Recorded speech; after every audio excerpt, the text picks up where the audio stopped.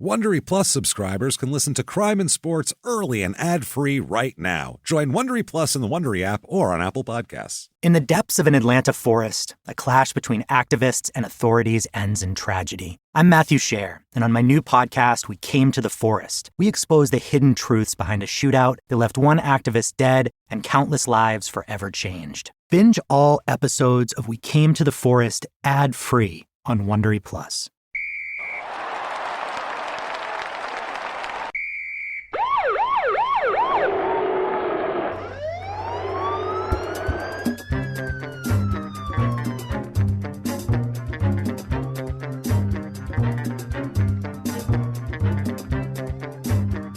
Hello, and welcome to Crime and Sports. Yay! Oh, yay indeed, Jimmy. Yay indeed. My name is James Petrogallo. I am here with my co-host. I am Jimmy Wisman. Thank you, folks, so much for joining us today. We could not be more excited for this. It's a crazy, wild episode. It's a wrestling episode, I'll tell you right off the front. So, as you know, if you've listened to Crime and Sports before, whether you are a wrestling fan or not, it definitely doesn't matter because these are by far always the craziest episodes. And after this week, it's now my favorite sport. Jimmy went to a live wrestling show. Fucking amazing. Fun, right? I had no Good idea. time. I've never been to a live one before. Never. Not even when you were a kid? No. So you've never been to like a major event? I can't imagine what that shit's like. No wonder. I saw, Hulk Hogan at Madison Square Garden in 87. You know what I mean? That was... even today, I would lose my fucking mind. I've never seen a sports team get a bigger ovation. I've never seen anybody get a crazier ovation. Like, people are nuts for it. It's a good time. It's fun. Really is. If you are in a town and there's always an a good indie show there, go fucking see it. Even if you're not, I'm wrong. It's true. Even if you're not a wrestling fan, it's one of those things. Like, it's the same thing. If you're not a basketball fan, but you go to a basketball game, you're like, holy shit, that was a good time. It's crazy when you're right there. It's the same thing with wrestling. Like, if you're not a wrestling fan, still, you should see it live because it's a lot of fun. It really is amazing. The athleticism alone. They work their ass off. The guys, the girls, everybody, they work their asses off, and they really try to put on a good show, and they really do always. So it's always a good time. Big shouts to Royce Isaacs, who found out about us from fucking Colt Cabana. Yeah, Colt Cabana's got a podcast, what a wrestling podcast. You guys, I had no idea how much you guys love Colt's us. a good dude, man. Yeah, Colt's a good dude. He helped us out at South by Southwest by directing his rather large audience to stay to watch our show, where two people came to see us because nobody knew who we were yet. So thank you. And he's passed us on to a lot of people, so we appreciate that. And apparently, wrestlers, we are very popular with them. A lot of guys listen to us. Well, we respect it, and that's one thing. Like, I'm a fan. I'll be perfectly honest, I haven't watched it probably since about 2002, like on a regular basis. I was a fan when I was a kid, like little kid, 9, 10, 11. And then I was became a father? Huge fan. When I was a little kid, I was a huge fan, and then I became more of a fan of girls and weed and things of that nature for a long time. Which is bananas because they are too. Yeah, that's true. And then I got back into it in like the late 90s there, like Monday Night Wars type thing, like probably 96 through whatever. And my little brother was into it, so when I was a teenager, we'd go to a live show every once in a while, a Monday Night Raw at the Mid-Hudson Civic Center in New York at Poughkeepsie. So we go to a Monday Night Raw and watch that. So I stayed kind of knowing everything and knowing the guys, and then the late 90s, and then it just kind of, and the guys, like I said, it's just as good. They try just as hard and everything, but it's lost something in terms of I don't know, storyline or in terms of production. It's too slick for me. I don't know what it is. I don't know. It's not the wrestlers, I'll tell you that much. But it's I don't know what it is. It's a little too slick for me at the moment. When I watch it now, it doesn't seem like a fight's going to take place. It seems very overly produced and overly glitzy. I legitimately believed that these guys hated each other. Yeah, it's good. They're good at it. So good. But I apologize, number one, for my voice today and my general sickness. If you hear a sniffle, I apologize. I'm going to do my best not to sniffle. But I've been sick for days. We had to delay recording, and it's been brutal. But the text message pictures I got from your wife, it looked like she was holding you hostage. Yeah, I was dying. I was dying. She just gave you like a random blanket to lay on the couch. And no, I just took it and curled up in a fetal position and wanted to die. I felt like I had the flu or something. I felt like I should be texting back, how much do you want? No, I need him back. How much to release him? How much to get James back? That's what's messed up. That's how I feel too. I feel awful, and it's like a flu type thing. It's a disaster. This is one of those times where I'm going shopping for health insurance very soon here, because this one scared me, where I'm like, this might kill me. This is bad. I could die here.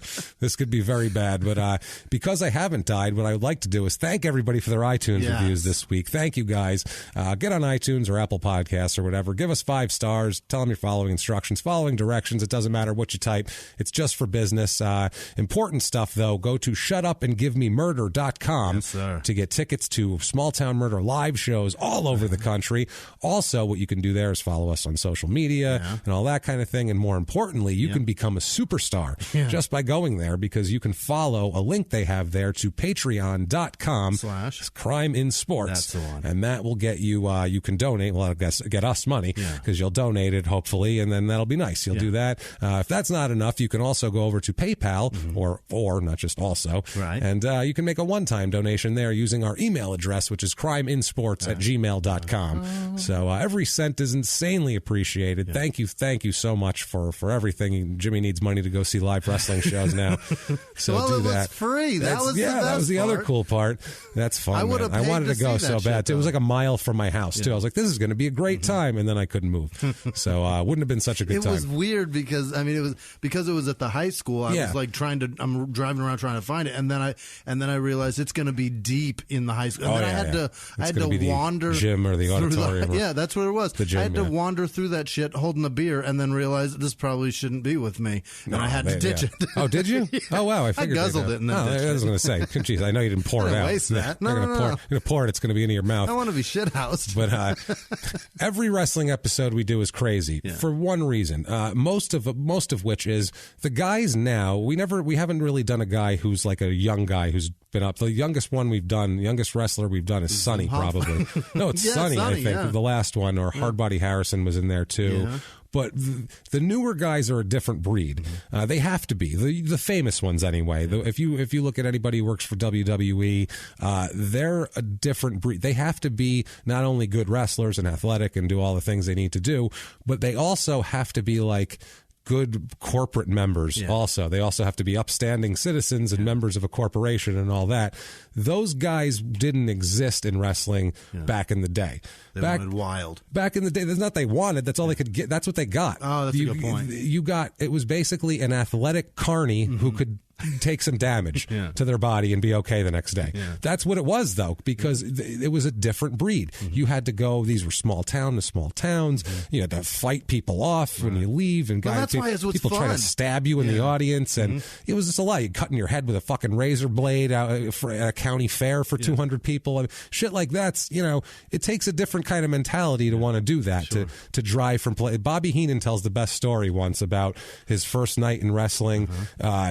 He got hired, and it was crazy. Like, he had to wash a guy's car, then he had to go drive like 100 miles to the car? To the arena. No, a different car to like in the arena, and he had to do like 5 different things. He had to sell cokes, and then he had to like run in, and he had to carry the he had the to coke. Be the vending a machine vendor. Guy? He had to be a vendor, and then he had to run in and carry the ring jackets back, and then he had to be people's manager sometimes. If there was a thing, he went under a mask to wrestle. So he went out like 5 times, including taking the ring jackets back and selling cokes and doing all this shit.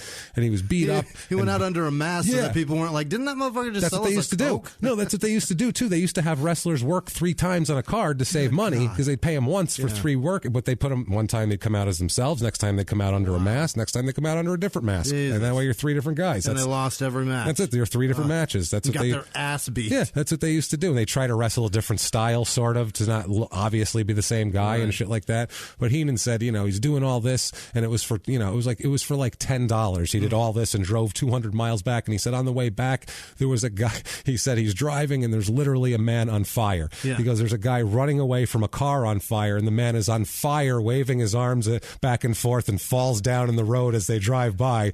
And he's like, when can I do this again? You have to have that attitude back in the day for that to be okay. No. I feel like a lot of the guys now would be like, I'm going home now. Yeah. That's why I always compare stand-up. Same shit. Always compare stand-up to wrestling, because it's very, very, very similar. Especially same matches, same jokes, shit pay. Until you're famous, the pay is shit, but you're expected to be just as good as famous people, even though you're not getting paid that much. There's a psychology of trying to, you're either way, you're trying to get over on the audience, whether you're trying to make them believe that you're really in a fight with somebody, or you're trying to make them believe that you really give a fuck if they laugh. You want to tell that same joke, and that shit just happened to you, like you you said it, you did in the joke. It's all the same thing. So either way, it's a psychological thing of getting over the audience, and wrestling's very similar to that. So these guys are always nuts. And in other sports, you're like, okay, he played with Peyton Manning on this team, and you're like, okay. But in here, it's like he wrestled this guy. And then it's a 10-minute story on how crazy that guy is, because everyone's nuts back then. So let's talk about our star of the day. Definitely not a hero, this guy. He's not a Jake the Snake where you're like, oh, great guy. He's a fuck up, but you root for him. He's not that type at all. He's a guy where you're like, what a piece of shit. Right. This guy's a complete piece of shit. Let's talk about him. His name is Robert. Now, last name, Beier is his real name. I'm going to say Beier. Okay. Beier? I don't know. We're going to Beer. I'm going to go with Beier, even though it's probably wrong, just to keep it consistent. Yeah. Robert Beier also legally changes his name at some point to Robert Carson. Easy, much easier. But wrestles under Bruiser Bob Sweetan. Sweetan, Bruiser Bob Sweetan. He's a Sweetan. He's a Mr. Pile Driver. He goes by later on. He even has a porn guys that stupid T-shirt. name. Yeah, I think he had it first. I'm going to say back in the day. Probably. Here. He's an old school. We've never done anybody this old school before, which is kind of fun because we get to hear a lot of nutty shit. Was even crazier back then than it was in the 80s, because these guys had to be even bigger fucking weirdos. In the 80s, at least there was some money in it to want to get into it for. Yeah. Back then, it was like a few guys made money, but for the most part, it was just a crazy thing to do. You had to really be into it. He's born 4th of July, 1940, but he's Canadian, so that really doesn't hold any. He doesn't give a shit about that, I don't think. Hero. No, he doesn't care at all. For Not the born 4th to of be July. one anyway. No, 1940 he's born, though, so an old school cat here. Born on a farm near Good Soil, Saskatchewan. Good soil. Good soil, which is pretty self-explanatory. It's a spot. Yeah, it's good. One spot, and it's like ice fishing. You broke a hole in the ice. That's what it is. Good soil. Come on, everybody. There's 5 feet of it. Everybody builds their houses around it. There it is. They stare at it all happily. It's about 4 hours north of Saskatoon. So that tells you it is fucking Canada. What a fucking cartoony. I mean, not just for the word toon, but there's elves running around. Yeah, that's insane. That's fucking nuts. Stereotypical Canadian name. For Saskatoon, Saskatchewan is some shit right there. Good Soil it's a super rural place. It's in the rural municipality of Beaver River number 622. Not even a town. Beaver River number 622. So it's just a government laid out parcel of land. At least 621 others of it. That's exactly right. This rural municipality of Good Soil. Population currently 282. So in 1940, can't imagine there was many more people there than that. Probably less. Yeah, it's probably his family.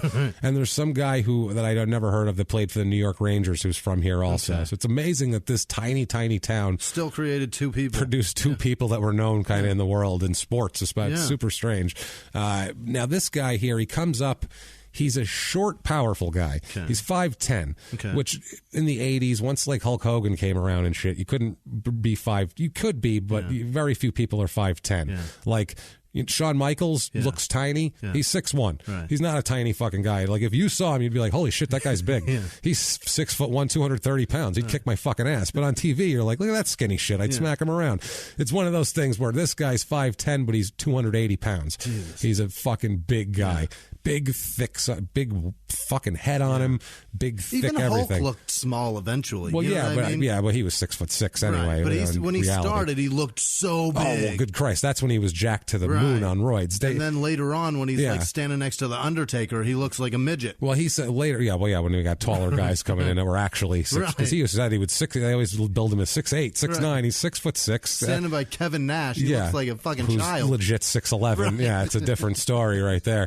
Yeah, and Hulk even said like when he 79, 80, 81, like right before Rocky 3 and shit, that's when he was like so roided, like he really had 24-inch arms back then and shit. Jeez. And then later on, he was on the road 325 days a year, so it's a little harder to keep that physique up when you're never in the same place overnight. Sleeping in some shit motel and no gym. And he liked beer too. Yeah. Oh, he's a beer guy, Hulk Hogan. He likes to drink himself a 12-pack and smoke a cigar and do all that kind of there you are.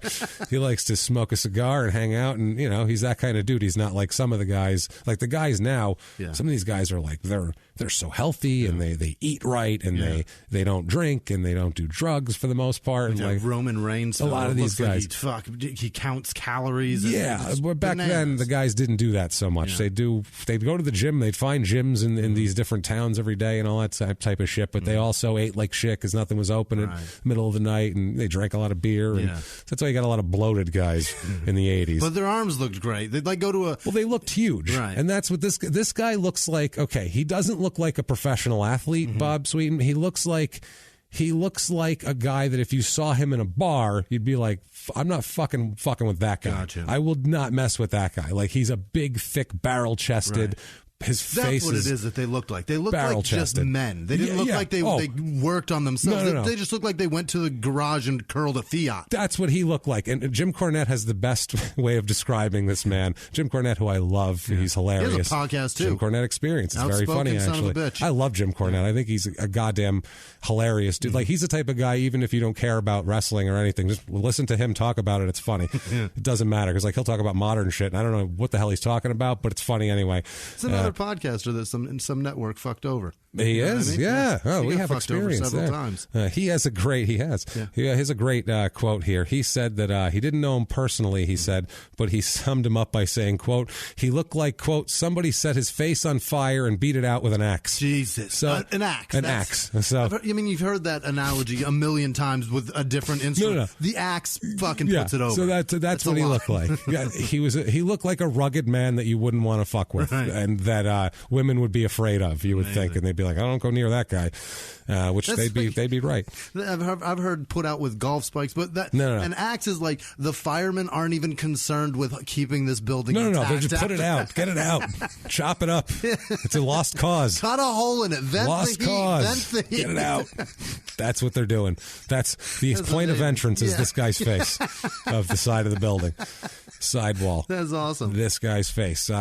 He tried to get at. By the way, there's a guy named Greg Oliver who wrote an amazingly concise article about this guy's kind of life outside wrestling and everything, and I got a lot of information from it from Slam Online magazine. Greg Oliver did just a tremendous job putting it together. So got a lot of information about that if you're into wrestling. He writes a good. Appreciate you. He does a good article, Greg Oliver. So anyway, let's see here. He thought that he wanted to play football. Robert. Bob. Not Greg. No. Greg Oliver. Maybe he wanted to play football, but then he took up writing so for wrestling. So I don't know. But he was a big guy, and when you're a big guy who grows up on a farm in Canada, there's not a lot of ways out of that farm in Canada. He's probably a little too thick for hockey. I haven't seen a lot of 280-pound hocky players. No, they fall through the ice. I would imagine that would be very difficult. Yeah, he's just afraid. He's like, I know it's 4 hours north of Saskatoon and all, but I don't trust it. No. It's not frozen enough. I'm going to say, I know it's been frozen since July. I get that. It's February now. I picture everybody in Canada starts on a fucking lake. Like I imagine so. They don't have a building in every town, especially tiny ones like that. Why would you? You got to start frozen, on a lake. Everything's frozen. What the fuck do you need 280 pounds, 5'10", you're not skating. That's rough. I wouldn't trust much ice. No. Unless it's got concrete below it. Yeah, I wouldn't trust. Yeah, unless you're in a rink, actually. A lake is very untrustworthy for him. Scary. He picked up football. He saw football as a way to get out of town because they had the CFL's been around forever. So he's like, I'm going to try to be a football player. He's a big, thick guy, especially back then in like 1960. You didn't have to be 6'4". You could be, you could be 5'10" if you're 280 and be an offensive lineman or something, and you're great. They weren't betting on speed then. They were just betting on you getting into the end zone. That's it. Yeah, nobody was fast. It was just, can you survive getting clotheslined? You were allowed to, people were barely wearing face masks. You were allowed to clothesline each other. It was fucking insane out there. And there was no football move after the catch either. No, you just kill that guy. Touch the ball, clobber. And also, for a long time, you could get up if you were facing the direction. Yeah. You could get up and keep running if you were. So they would like pile on you to hold you down. So like it was brutal back then. So anyway, he was briefly apparently with the Toronto Argonauts of the Canadian Football League. Really, adding to the untold number of crime and sports criminals who have been on the Toronto Argonauts. They're the Dallas Cowboys of the North, or the Oakland Raiders, or whatever you want to say. say, of the North, because every goddamn player, everybody we've had has been on the fucking Argonauts. They are the Portland Trailblazers of Canadian football. People who didn't even play football, they were signed by the Argonauts somehow. We're like, they just want criminals. Just want a guy who's athletic and criminal. He just wandered down cell block B and signed them all up. That's it. And hopefully some of these guys can play football. That guy's pretty tall. We'll see. Amazing. So he's not listed in any game reports, it says in this article here, and apparently he didn't want to talk about it when he did an interview in 2006. He was asked about it, and he said, quote, "I don't want to talk about that. It was a painful experience for me at the particular time, so I'd rather not discuss it." You had to learn real quick he can't play. Apparently didn't make it very far in Canada. A painful I don't know what they did to him up there, but maybe just fucking shut out, you know what I mean? Guess that would so. Sting. What else would you do to a guy in Canada? They just called him a hoser a couple of times and he left, and he's like, "They were mean to me, I don't know. I didn't like it very much." They weren't as nice as everybody else everywhere else. There's a bunch of guys there. I don't know. I think they're criminals from America. I'm not sure. Yeah, surprisingly enough, a bunch of criminals were mean. They were mean to him. Strange. All the Argonauts, unreal. So we don't know at some time we don't know when it happened, but sometime between now and about 70, he changes his name legally to Carson. Because when he gets married, his wife's name is Carson. So I assume then that's his legal name. So that happens at some point. Who the fuck knows? Did he take her name? No. Okay. That's his name, and he gave it to her, but he made it up. And then wait till you see what he named his son later on, too. This guy's amazing. So he I guess ended up going to Calgary to get out of his town. He just wanted to get the hell out of there, and after he'd been in Toronto, he headed back to Western Canada, because Saskatoon's like, I guess you'd call it Midwestern Canada. Like if Canada was the U.S., he was basically in like Nebraska before. Like Saskatoon's right in the middle up there. So he heads out to Calgary, and he said, quote, "I just got on the road and decided that I had to see everything and started traveling." Fantastic. So that's fun for a young guy. I mean, his football career didn't work out. Fuck it. He's in his early 20s. It's the best time to be. He's got Canada like an oyster, wide open in front of him. A frozen oyster. A frozen oyster, like everybody wants. Yeah. Nothing better than a frozen oyster. So he's just figuring out what to do with himself, traveling around doing God knows what. And we find out what kind of guy he is. You're going to go, what the fuck was he doing in his early 20s? There's probably, who the hell knows, bodies in fucking in his wake spread throughout forests of Saskatoon. I have no idea. Is there a wake on a fucking jet ski or on a frozen lake? on like a snowmobile? Does it have a wake? I don't think Do it you probably. Call that a wake? He probably leaves a drift. I would imagine in the tracks. In the tracks, yes. Or track. There's only one. That's true. Track. Is there? No, track. It's two just tracks. one. I mean, those are skis on the front, but there's only one belt. Thing on the back. So there'd be 3 tracks, actually. Yeah, I guess so. 2 things in a belt. So well, fuck, man. He's right tracks. in the middle. In his tracks. 1965 is when everything changed for Bob here. This is when the light came on for him and he figured out where he wanted to be in the world. He says, and this is the most unlikely beginning to a career I've ever heard in my life, of a career of any success anyway. Sure. This is like the beginning of, I got raped and I got held against my will for 6 months and I finally escaped and I'm finally getting over it now 5 years later. Got it. This is the beginning of that story. Quote, a pot and pan salesman came to my door. That's it? That's it. Now, if you said, what's that going to lead to? Yeah. A successful career isn't the thing you would expect. You'd expect rape and kidnapping more. He said his name was Gerd Topsnick. What is it? Gerd or Gerd. Gerd. That's Gerd. Gerd Topsnick. Topsnick. Tops N-I-K. Topsnick. That's a bizarre name. Well, he was a wrestler, according to Gerd. Okay. Gerd was a wrestler. He wrestled and changed to selling fucking T-foul or some shit. No, he was a part-time wrestler. Okay. So now right away, if you're Bob, you're thinking, well, that doesn't sound like a very good career. If you have to sell door-to-door pots and pans, which I haven't heard anybody try to sell me a pot at a door ever. Never seen them. Imagine that if someone came to your door and was like, I got these pots and pans. You'd be like, what? Are you beating me to death with those? I'd be so intrigued and amazed. I'd probably hear a spiel out. You know what? Tell me what you got. I don't fucking know. I don't know what to do here. This is a fucking bizarre day now. This is uncalled for. Right. Very, very odd. If those are so good, why aren't they in a store, sir? Yeah, he said, exactly. Why are you at my door if these are so fantastic? Put those at least on Amazon. Exactly. No shit. So, or at least advertise them on a podcast. Do that. Yeah. How about that? Advertise them on a podcast, then you're legit. You'll move them. Yeah, you'll move them. Ask Harry's. We know what the fuck we're doing. So anyway, Gerd Topsnick was a part-time wrestler who wrestled for Stu Hart up in Calgary. Okay. Stu Hart may sound familiar. That is Bret Hart's father. Bret and Owen Hart's dad. Okay. He's the patriarch of the Calgary wrestling territory. The Stampede Wrestling is the name of it. Stampede Wrestling up there. Everything Stampede, everything in Calgary. And they know Gerd. And Gerd works there part-time. Got it. Stu Hart not only came up, had the Calgary territory that a lot of guys came through, but he trained untold numbers of people. He has the dungeon, they call it. Okay. And any wrestling fan knows well about this. But if you don't know about it, it's fucking crazy. Okay. He in their house, the Hart house was like no other house in the world. Mm-hmm. They have like 10 kids.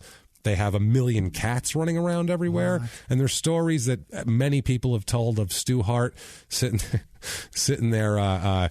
There was a cat turd. He's making eggs in the pan and he's stirring it with the spatula. And there's a cat turd up on the counter. And he looks at it, flips the cat turd off the counter with the spatula, puts it right back in the egg, starts working it.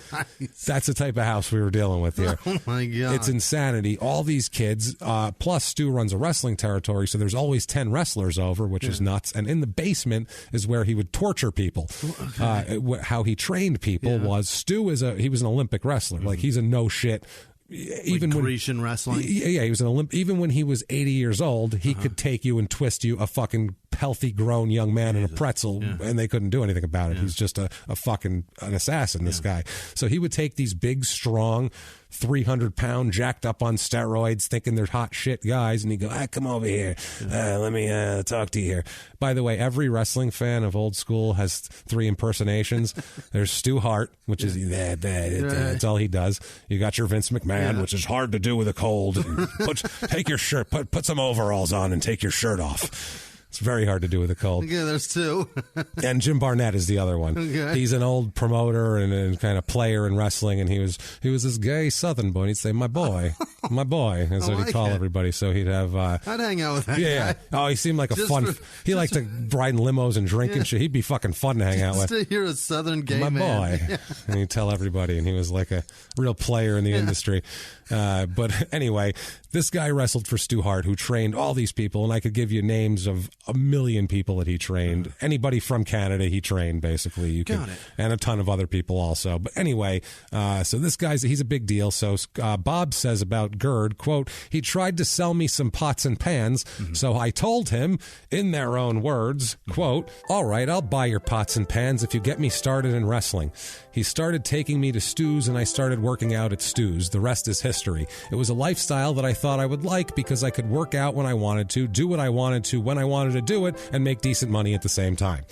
So this is a lifestyle where he's like, hold on, I get to travel around, really don't have a boss. I work at night for like fucking an hour, and then I come home. Like, it's a comedian. That's what comedians say. They're like, oh, that sounds fucking great, and I can make money doing it. Amazing. Now, comedian, it takes like years of doing it for free before that's an actual lifestyle for you. But in wrestling back then, if you were a young guy and you got trained and you got hired on, that would be your life. You just start now. You would just start now. I mean, you wouldn't have a ton of money, but as long as you had enough money to live and eat and get from town to town and have beer after the show, done deal. You're fine when you're 25. What the fuck do you care? So it's a good lifestyle for him. He wanted to do it, and so he got tortured down in the torture chamber down there. So he's a tough son of a bitch, and nobody ever takes that away from him. He's a tough bastard. He's a mean bastard. People don't like him. Okay. Also, it's another thing. He's got one of the worst reputations I've ever heard. Robert. Yeah, Bob. Bob, not Stu. Right. Bob has one of the worst reputations I've ever heard in wrestling. And everything I've read about him, no, there's like 3 people that have a nice word to say about him. Is that how good he is at wrestling, that he keeps doing it? He's good at it because, he's a good bad guy. He looks like a fucking monster, and he's a prick, and he sounds like a prick when he does his interviews. He sounds like a big, tough guy, and this guy's got nothing. If it's a good young guy that everybody likes, and you got this big old burly bastard who wants to kick his ass, you boo him, and he's a good guy to have around as a heel, as a bad guy. And nobody gives a shit because he's good at it. Exactly. So he renamed himself, his Bruiser Bob Sweetan. He says, quote, "I picked it out of the clear blue."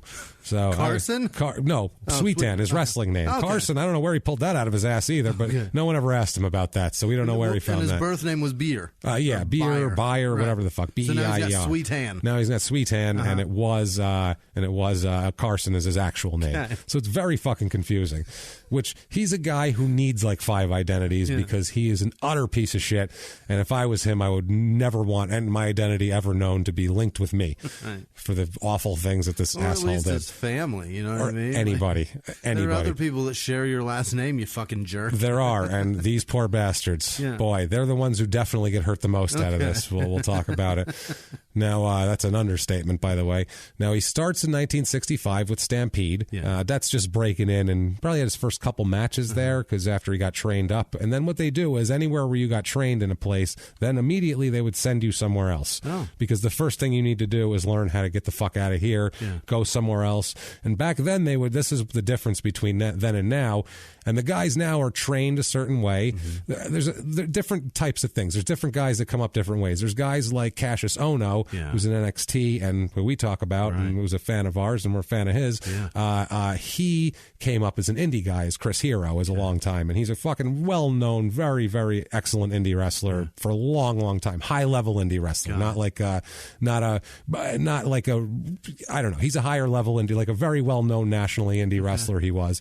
He came up that way, going all around, so he learned from a lot of people and kind of came up the way the guys used to come up, sort of, whereas the quote-unquote right way. The way where you learn a lot. The guys now, a lot of them should be in fucking everything. Yes, but they don't want that in WWE now because they want that. Dude, I don't want to fucking bury this guy. I don't want him to get in trouble and shit, but he's like, that guy is better than a lot of guys they have up there.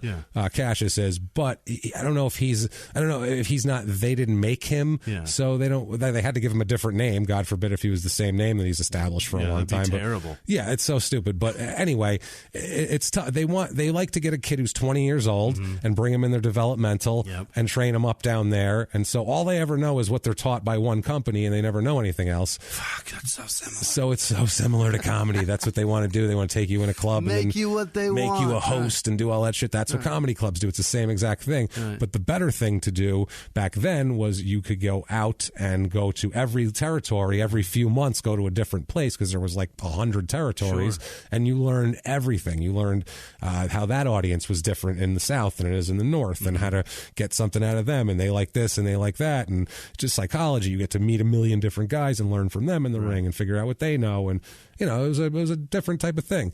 Now they don't really like that much. Like I said, they want a young guy they can train up to be exactly what they want, like a corporate bartender. Like we want you to have our skills, not just the skills. We need you to know our menu. Exactly, nothing else. Our specialty drinks, and it's the same fucking mixture as your fucking Sex on the Beach over there. But we call it something else because we got kids in our restaurant. Well, I was going to go the other way. Because we don't have kids in our restaurant? We call it an inflamed butthole because we're really going for aggressiveness. Because this is a gay bar.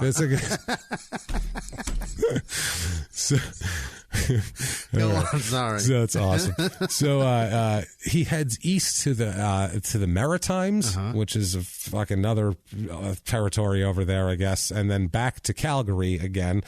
He was also in Kansas City for a short time in 65, 66. So you'd bounce around so much back then. It's crazy. They'd live in hotel rooms. They'd rent like a flop house motel room at a weekly rate because they knew they'd be gone in a few months. And they'll have fucking somebody else in that room.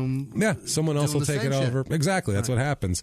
1966. Now I found a site that has like kind of stats of as far as like wins, losses, how many matches, and it's not going to be accurate to everything because I'm sure, Christ, he's going to wrestle some little show somewhere for some place, and those don't get counted. It's not going to get counted. It never got picked up in like a wrestling magazine that ended up archiving it. He needed gas money to get to Kansas exactly. City. He might have done some $10 thing at a county fair nobody knows about, but he had 95 matches on the record in 1966. So That's getting right into it. Yeah, that's really getting into the swing of things. He said he worked for Stu Hart a little bit more, and Bob said about Stu Hart, quote, Stu was very fair with me. When I look at the whole picture overall, I think we treated each other very fair. I never had any complaints about Stu. There were a lot of promoters I had complaints about, but not Stu. So he liked Stu Hart anyway. He liked Brett's dad, Brett and Owen. Now, in 1967, he has 83 matches, so he's staying in the flow. He travels all around again. He's Sweetan. He's this name through his whole career, except for a short stint when he's in Texas. He goes by, and this is, wow, wait till I tell you about this later. You're going to fucking freak out. Okay. He goes by K.O. Cox. Now, what? K.O. Cox he goes by that because he's a tag team partner with the last name of Cox, where he's going to be like a brother to. Okay. And we'll tell you what his name is, and you will not fucking believe it. Sucking? What is it? Way worse than that. Fucking? You're not going to believe. Jimmy, you could name every disgusting sexual thing on it, and it's not going to be as bad as what the fuck it is. And you'll never guess what it is. That's the thing. It has nothing to do with an actual cock. It's worse than that. It's insane. It's the most. Wrestling is another thing. Old school wrestling. There's a lot of racism involved in it, as we know of. And this was like up until like the 80s. Like it was, every black guy had a hard head. Right. If you headbutted a black guy, you'd get hurt. Right. That was the thing with every single one. Black guys have hard heads. Island guys have hard heads. Right. Japanese people are sneaky. Right. Anybody Asian was sneaky, and they throw salt in your face and shit like that. That's just how wrestling was. The Asian tag team partners are always jumping in the ring. Always, every time. And by the way, worse in the South in a lot of these. Sure. Because, as you can imagine, there was some race baiting going on down there, and it was crazy. In the ring, he was considered pretty decent. Yeah. One of his opponents from back in the day said, quote, he was a good follower. If you could lead him, he could follow you like a dancing partner. I've had better heels, but he was definitely a good one. He was kind of lazy sometimes. That would be his worst knock.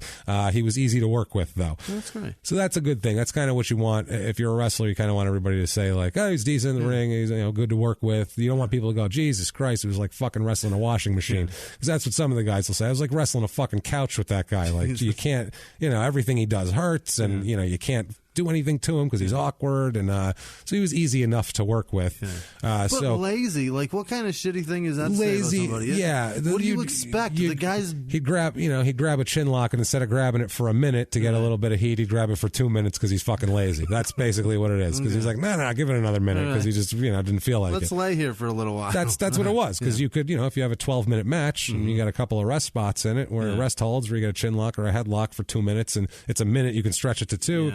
You're doing a lot less in that match at that point. I'm flashing back to the Saturday and watching. They don't do rest spots anymore. There was not a lot of wrestling. No, especially in an indie show. Yeah. In an indie show, it's how many flips in a match and how many fucking times can a guy land on his head and not break his neck. It's like that. It's a different thing. Different style now. One dude grabbed the opponent by his neck with his feet like 7 times in the match. So it's like, how many times can you fucking do that? That's like a lucha move. And Royce has a guy out of the ring, like drapes the dude over a child's lap and then fucking chest slaps him and looks right in the little girl's face and winks at her and says, that was for you. Don't bring us into this shit. What if that guy gets mad? That's amazing. What if that wasn't part of the script, sir? That's great, I don't need him thinking that that's your nephew or something. Yeah. Oh, then you just like put your child in a headlock. What the fuck is going on here? That's hilarious.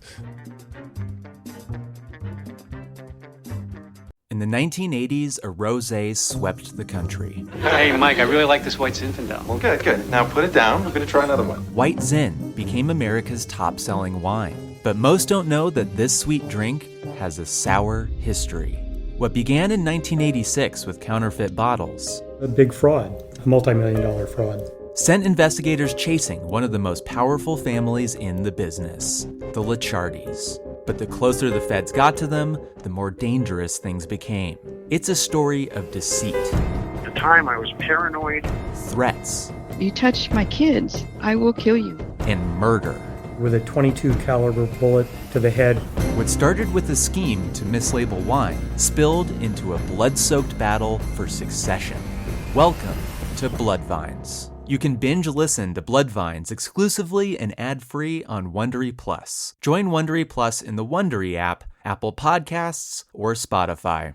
Behind the closed doors of government offices and military compounds, there are hidden stories and buried secrets from the darkest corners of history. From covert experiments pushing the boundaries of science to operations so secretive they were barely whispered about. Each week, on Redacted, Declassified Mysteries, we pull back the curtain on these hidden histories. 100% true and verifiable stories that expose the shadowy underbelly of power. Consider Operation Paperclip, where former Nazi scientists were brought to America after World War II, not as prisoners, but as assets to advance U.S. intelligence during the Cold War. These aren't just old conspiracy theories. They're thoroughly investigated accounts that reveal the uncomfortable truths still shaping our world today. The stories are real. The secrets are shocking. Follow Redacted, Declassified Mysteries on the Wondery app or wherever you get your podcasts. You can listen to Redacted early and ad-free right now on Wondery Plus. And now back to the show. That's hilarious. The guys, it's a different thing now. Now you have to have constant action. Yeah. Back then it was different. It was psychology, so the matches were slower. Aren't in as they much weren't shape. the same. They weren't as athletic back then. There was only a couple guys that were like real athletes, and the rest of them were kind of. I mean, they were athletes, but it was a different kind of athlete. It was a lot about did you look? It was different. Even the guys who were good athletes didn't look like it. Like you look at Vern Gagne, who was like a fucking paunchy, fat, bald guy, and that guy was an Olympian who was signed by the Green Bay Packers. Right. You know what I mean? So it's like that guy's a world class, top notch athlete who looks like a fat, bald old man. Also, their chests then weren't like they were flat. Like no, even working out was if they different. Didn't have a belly, they were still flat. Working out was different. Nutrition was different. The way they worked out was different. Chiseled. Yeah, and now too, it's supplements and shit. And then obviously roids came in huge in the late 70s. They look amazing. With I don't care if Superstar they're on Billy them or not. Graham and all that. And I don't know now, whatever they want to get. I don't know how they would do it without it. Just the beating they take just for recovery time. That's crazy. I wish I had a third the body these fellas had. Yeah, it was man. insane. That's so fun. They really put it on the line too. So there was a dude behind me. One guy wrestled with his shirt on, like cut off sleeves. Yeah, a lot of guys do that. Yeah. There was a black guy behind me. Doesn't matter his race. I threw it in because he was definitely a black guy. He was a black guy behind me. As opposed to I wasn't sure if he was a black guy or not. So I only know what he looked, what his race was because the line was so funny. I turned around to high five him. The guy got in the ring. The guy gets in the ring. What? This is going to be amazing. The guy gets in the ring with his shirt on and no sleeves, and the guy behind me shouts, "Motherfucker, take your shirt off. We ain't in the pool." Dead silent in this arena. I was dying laughing. That's hilarious. And nobody even nobody said anything. It stayed silent, mind you, except for me cackling like a bastard. Well, yeah, in the ring, especially was he? Do you know if he was supposed to be? He was the bad guy. He was the bad guy. Yeah, okay, yeah. Well, it's weird. Usually, he would have turned around and said, were they? I don't know what kind of crowd it was. So I mean, it was mixed with like a bunch of like middle class, like tattooed people. Okay, and then interesting. Very few black guys, but this dude was like he loves wrestling clearly, and he is really good with the heckles. You have to be a little nicer too now, I think, at indie shows. Yeah, because like you could hear like if you watch like a long time ago, I can't remember what the hell wrestler we were doing, but I watched this old house show from the Philadelphia Spectrum, which the Philly crowds are the most vicious. They're monsters. And Paul Orndorff coming to the ring, Mr. Wonderful, right? And he's fucking great, Paul Orndorff. First of all, one of the toughest son of a bitches you ever want to, legitimate tough son of a bitch, played in the NFL and just a bad motherfucker, right? He's coming in and he was jacked. I mean, jacked, huge arms, everything. He comes to the ring and you just hear people going, "Hey, Orndorff, you fucking," and they're calling him every gay slur you can imagine. And Orndorff, not ignoring it, turns and you hear him on like the house mic there, picking it up. It was so hot. It was on fucking broadcast over TV and saved for 35 years. He goes, "You look like you suck a lot more dicks than me, you fucking asshole." And I'm like, there's 10 kids right there in the front row. I'm like, you can't do that anymore. You can't say that anymore. No. That shit came out on television. You get fired for that shit now. The guy behind me had his boy sitting right next to him. It was just an amazing moment of a dad that clearly goes to pools and makes fun of people in his head. Yeah. With people that have their shirts on. and he just couldn't stifle it any longer and That's had to tell great. somebody to take their fucking shirt Take your fucking shirt off. We're not in the pool. That's so funny. That is a great heckle. I was It's a dying. fantastic I was line. dying laughing. Yeah, I love a good heckle. Unbelievable. That's the comedy that's never a good heckle. I've never heard a good heckle in comedy. It's always worthless. It's always you suck or say something funny. Yeah, Man. or like repeating a joke you said 2 minutes ago to try to help you, they think. And you're like, shut up. That helps Who the me. fuck do Let you me think you finish are? what I'm saying. Right. That helps me. What you just said, not part of what I'm doing. Right. Not part of my script. You know the part that you're supposed to laugh at? If you don't laugh at that also helps me. Yeah. Because I know that joke's not funny. Exactly. Just fucking laugh where the laugh is and shut don't the where it's fuck not. up. And then the rest of it, keep your fucking Shut up. mouth shut. We don't need you here for It's any of that that shit. easy. It's really that fucking easy. Yeah, if you go to a comedy show, shut the fuck up. There's never, and I promise you this, never, ever a time, unless the comedian has had an obvious seizure and is down for over 2 minutes, because it might be a bit otherwise. Fucking let it play out. Sometimes. You never know. He Yeah. might be doing an Andy Kaufman kind of a Right. fucking character. You don't fucking know. Unless that's happened, stay in your seat, shut the fuck up. Shut up. If you talk, when you order a drink, do it quietly. All right. Don't go, hey, can I get in the guy is talking and you're distracting 5 fucking people around you from hearing a goddamn joke, you cocksucker. Sorry, that's a... You know when your waitress or We get whatever angry the about wait that. staff is asks you your order, match their volume or lower. Or lower. That's it. And if they're That's talking the loud, solution. keep it low. You keep Right, it lower. right. Keep You- them down. You indicate to that bartender Be or nice. server that they may It'll have help made a everybody. mistake. Yeah. So anyway, Bob thinks Bob says he's a good wrestler, though. He's proud of how good of a wrestler he is. His finishing move is the pile driver, which I think everyone on earth knows what a pile driver is. If you don't, obvious now. you put the guy's head between your legs there, and you lift him up with his feet in the air, and then you jump on your ass, theoretically spiking his head into the... This would cripple anybody. This would break anybody. If you actually did this to them, they would be 100% paralyzed. Like, you can't do this to another human being. It's doing nothing for the conception that wrestling's fake. No, but it looks It's not helping fucking it at all. amazing. Right. Well, some of the old territories and shit, they used to do it right. Like, they used to do a thing in Memphis where the pile driver was banned because it was too dangerous. Really? And then every once in a while they'd sneak it in and then the guy would be hurt. They would always hurt the guy. So they would make it like, fuck, if a guy does that, he's fucking hurt. Right. So that was, that's what they did to Andy Kaufman, and he had the big neck brace Right. on because And he was Jerry suing Lawler him. pile driving. Right. So that was a crazy move. And nothing looks more devastating besides a power bomb, which, like, a pile driver, that apparently doesn't make any sense at all. no. Like a pile driver, if done correctly, apparently the guy taking it doesn't feel shit. Mm-hmm. Like, the guy just protects his head with his legs, and he just lands and he's fine. And then he flops like and he a flops fish, like he acts like he's dead. Whereas a power bomb is just, I'm going to pick you up as high as I can, and I'm going to slam your back into the fucking Right. ground. It's not even a body slam, or I'm holding you most of the way. I'm just going to fucking spike you on your back. Enjoy.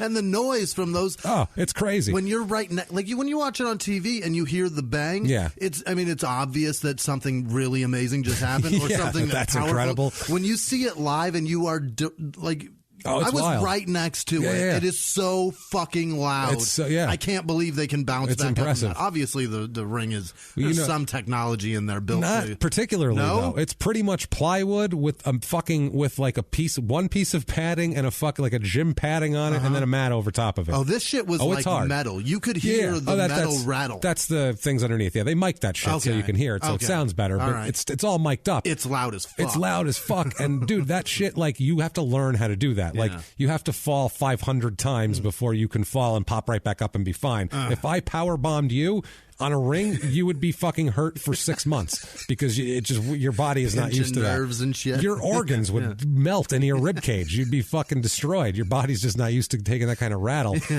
He says about his career, Bob does, quote, "I've seen different guys use the pile driver. I don't give a fuck how many guys try it. They don't do it the same way I did. It looked like it was dead on every time I did it. I don't give a fuck. You could go out there with a camera right now, right there on the mat, right between my legs, and you still would have sworn the man got jacked. These things I did, I tried to do them as solid as possible, as believable as possible. Most of the time, even asked the guys I worked with, I was stiff." Now, stiff means that he hits hard. Stiff means when he gives you a chop, it's a fucking chop. It's if legit. it's a little, everything's snug. It doesn't look fake. Yeah. If he does a punch to the face, he's going to make a little contact with you. Not going to punch you full force, but his hand's going to hit your head. Sure. Be ready for that shit, It's going to look real, Yeah. is the way he's trying to do it. And a lot of guys did the pile driver. Jerry Lawler Lawler had a great pile driver. Fucking Orndorff's was the best. My favorite one is the one that's holding the belt buckle. You know what I mean? When you hold the person's belt buckle above your head, and then it looks like you're actually like that's a reverse, like a tombstone. You mean where he's 69ing on you basically between your legs? You mean the other way? Yes. I'm talking about a pile driver where when you pick him up, his back is to your chest. Oh, okay. Like that's a pile driver. All right, I'm seeing it from the other way. You're seeing a tombstone. Yeah, that's a different. That's like a reverse. Okay. That later on turned into a tombstone. That was Morocco used to use it, and then Undertaker stole it. And they acted like he made it up. Undertaker, right? Yeah, he acted like that was Don Morocco's old finishing move for years. Oh, it was fucking great. It looked devastating. Is he holding the belt buckle too? Yeah, that's the part that I fucking love. He would hold them with one fucking hand and point to Bobby the Brain Heenan, the announcer, the bad guy announcer, and he'd be like, "This is for you, Bobby," and he'd fucking spike the guy. He was fucking great. Morocco was. What a great bad guy. I really like the holding the belt buckle. Oh, it looks like you're actually yanking into it as you fall down. Or the spike pile driver, where they have the guy up for a regular pile driver, then his tag team partner gets up on the ropes and grabs his feet, and it looks like they're spiking him with his fucking feet even harder. Which my God. To make sure your neck is broken. And then somehow that guy's just in the show next week. That doesn't make any sense. It's crazy.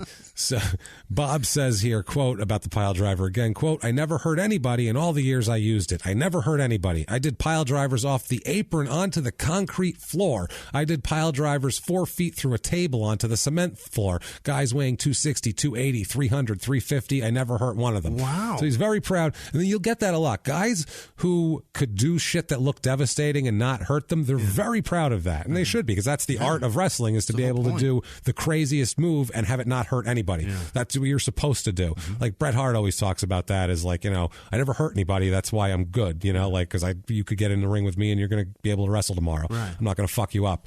So that's a good skill to have. As long as you're athletic. Yeah. Because if I did that shit, fuck whether or not he could hurt me, I would be sore just from running around and bouncing off of ropes and shit. These guys, that'll leave bruises on your fucking ribs. I can't pull weeds and not be fucked up for 4 days. My stepmother's grandfather was a boxing manager, like good boxing manager. He had a ring in his yard, like in a structure. It wasn't just sitting in the yard. He had a gym built in his yard and it had a ring in it, and it was a boxing ring. But if you're 9 and into wrestling, you're going to take your cousin out there and use it as a wrestling ring, and that's what we did, coming off the top rope. And we figured out how to run the ropes like they do. And the first few times you do it, you will get bruises, completely fuck your back up. It's so messed up. Your rib cage, because you hit it like kind of on the side. It's almost messed have up. To wear football pads to do it. It was it hurt, but we were like, this is awesome. Like we're actually doing this. We'd fly off the top rope like lunatics. You're out of your mind. Yeah, it was crazy. We were 9. We didn't care. Like leaning back into it and then as an adult, they would kill me. Yeah, but you can do a pile driver not hurt. Even like a tombstone. Pete Rose took a goddamn tombstone at WrestleMania or some shit, or SummerSlam or something. Really? Yeah, he took it from Kane. He took a fucking, in like the late 90s. He took a tombstone from him right in the middle of the ring, and it looked like he broke his fucking neck. He did it perfectly, and it was fine. Who now is a fucking a mayor of some town in Tennessee? Yeah, that's interesting. Bananas. And he's a Republican. Right. That's odd. That's weird. Yeah, we're gonna have. It's a very strange fucking part of the party. It's all bizarre. So he says that, but he took a lot of pride in his style. Like I said, he said about this, he said, quote, "I was a tight worker. Everything was close. I don't think there was ever anything that I did that didn't look real. Maybe at the beginning when I didn't know what I was doing, but I always prided myself on hard work. I always got the saying, hey, you're too small for this, you're too small for that. I just had to prove them wrong. That was my motivation." Mm-hmm. So sounds like a plucky underdog that you can root for, right? Chip on his shoulder. Your kind of guy, Jimmy, right? Not so much. Let's hear some other people's opinions on him. Jim Ross, the announcer for WWE forever, has a fuckload of barbecue restaurants and shit and whatever the hell he does. He's got a lot to say about Bob. Really? He fucking hates him. It's great. Awesome. He says, quote, "He was a bully. I think his real name was Robert Carson, but I don't know for sure. I don't recall for sure. He was not a nice guy, and he got a huge break from Bill Watts, who ran Mid-South, the Louisiana, Oklahoma wrestling territory down there. Sweetan wasn't a bad hand in the ring, and he was a believable villain, but not someone I would invite into my home. Perhaps others who read this will know more about Sweetan and his life after wrestling, because he's trying to hint at what he did, because bad shit happened." He talks a little more about him, and we have a couple. Good hand. Don't read his erect record. Don't read what happened. No, he talks about a couple of different incidents with Bob here, which just really gives you a good insight into his character. He said he doesn't know how his tag team partner tolerated him. He says, "I'll never know because Bob Sweetan, as I knew well by now, was one of the most cantankerous human beings I had ever encountered." There it is, my favorite word. It's my most cantankerous. I love a Southern person saying someone's cantankerous. That's my favorite shit in the world. The most cantankerous bitch I ever did meet in my entire life. As long as it's followed by some bitch. Yeah, we both knew that some bitch was coming up next. There was no fucking doubt about that at all. Also, I want to laugh so bad I'm going to cough if I laugh.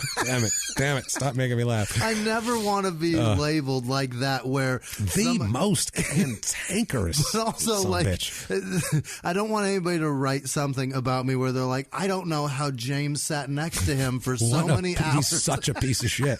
Just a complete piece of shit. That is why I do my best to live the fucking nicest possible way, because I don't want anybody you don't want this said about you into how much of a piece of shit I am. Yeah, that's what I mean. He said I like the other guy, but I don't know how he put up with this son of a bitch, some bitch.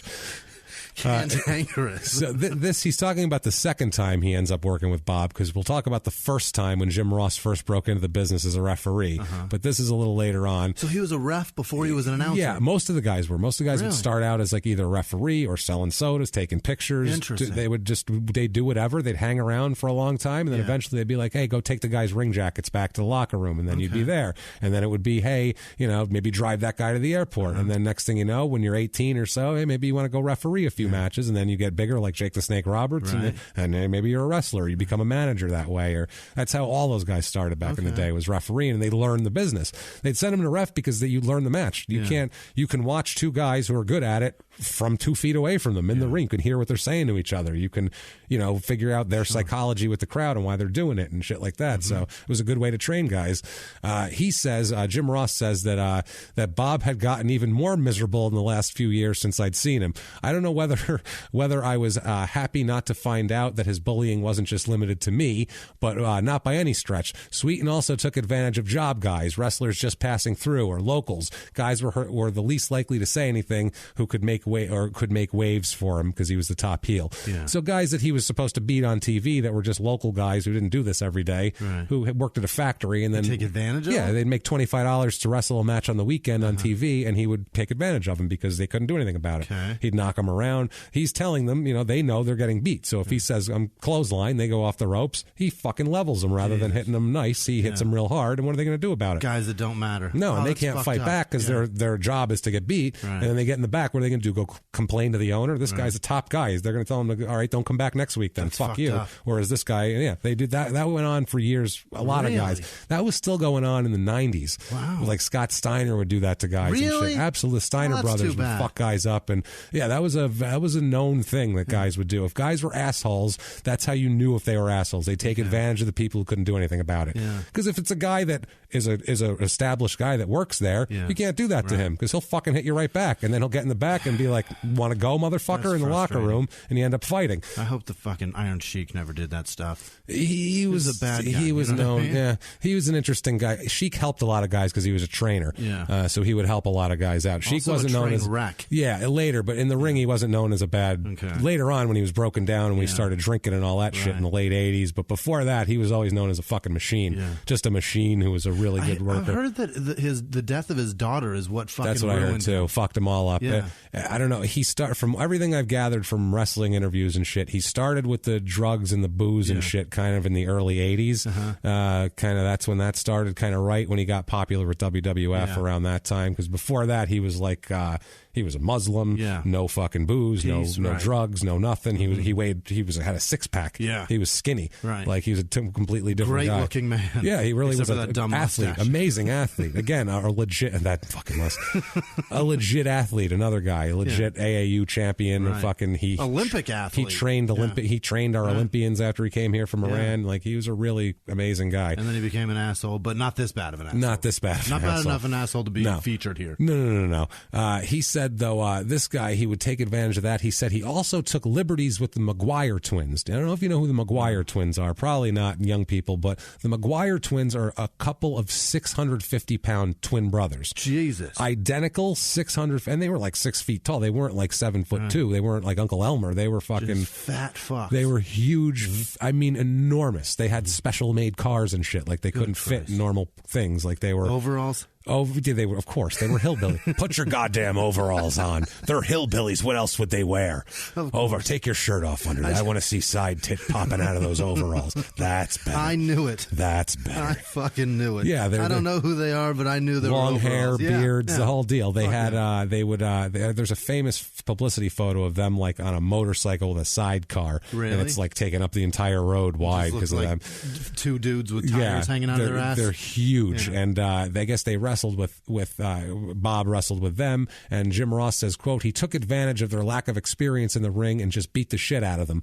I knew by now that wrestling was a tough physical sport, but if you're going in with the intent of hurting your opponent, you're in the wrong field. He said, I was the referee and I saw firsthand just how brutal the shots were. I tried to intervene, but Sweetan was not exactly as of a mind to heed my feeble warnings, so he took his time at making himself look like the baddest guy around, and when it came to the finish, he would tag his partner to get pinned, because the twins would have to win because they were the good guys and they were kind of the popular attraction. Wow. And so then he would beat the shit out of him and then let his partner take the loss. He's a complete piece of shit. And that's what he was saying. I don't know why that guy liked him. Right. And he said the other guy didn't mind doing the job, didn't mind getting beat, because he knew he wouldn't be back around in that small town for a while, and he was a professional. He said Sweetan, on the other hand, was a complete piece of feces. So that is an opinion. Yeah. He also says, quote, he operated how he wanted because he knew he enjoyed the protection of Grizzly Smith, who was the owner's, Leroy McGurk's right-hand man. Grizz and Sweetan were friendly, and they had a few things in common, including an interest in very young females. Oh, no. Grizzly Smith is Jake the Snake Roberts' father. That's right. Yeah, he is That's why I knew that name. Possibly the biggest piece of shit in the history of wrestling, who, as you might recall if you heard the Jake the Snake episode... Can I say it? Raped an underage woman and created not Jake only the that, Snake. Not only that, was seeing this underage woman's mother, was at a date at her house and raped her sleeping teenage daughter, and then married the teenage daughter, and they had Jake the Snake. That was what Jake the Snake Roberts was. And then...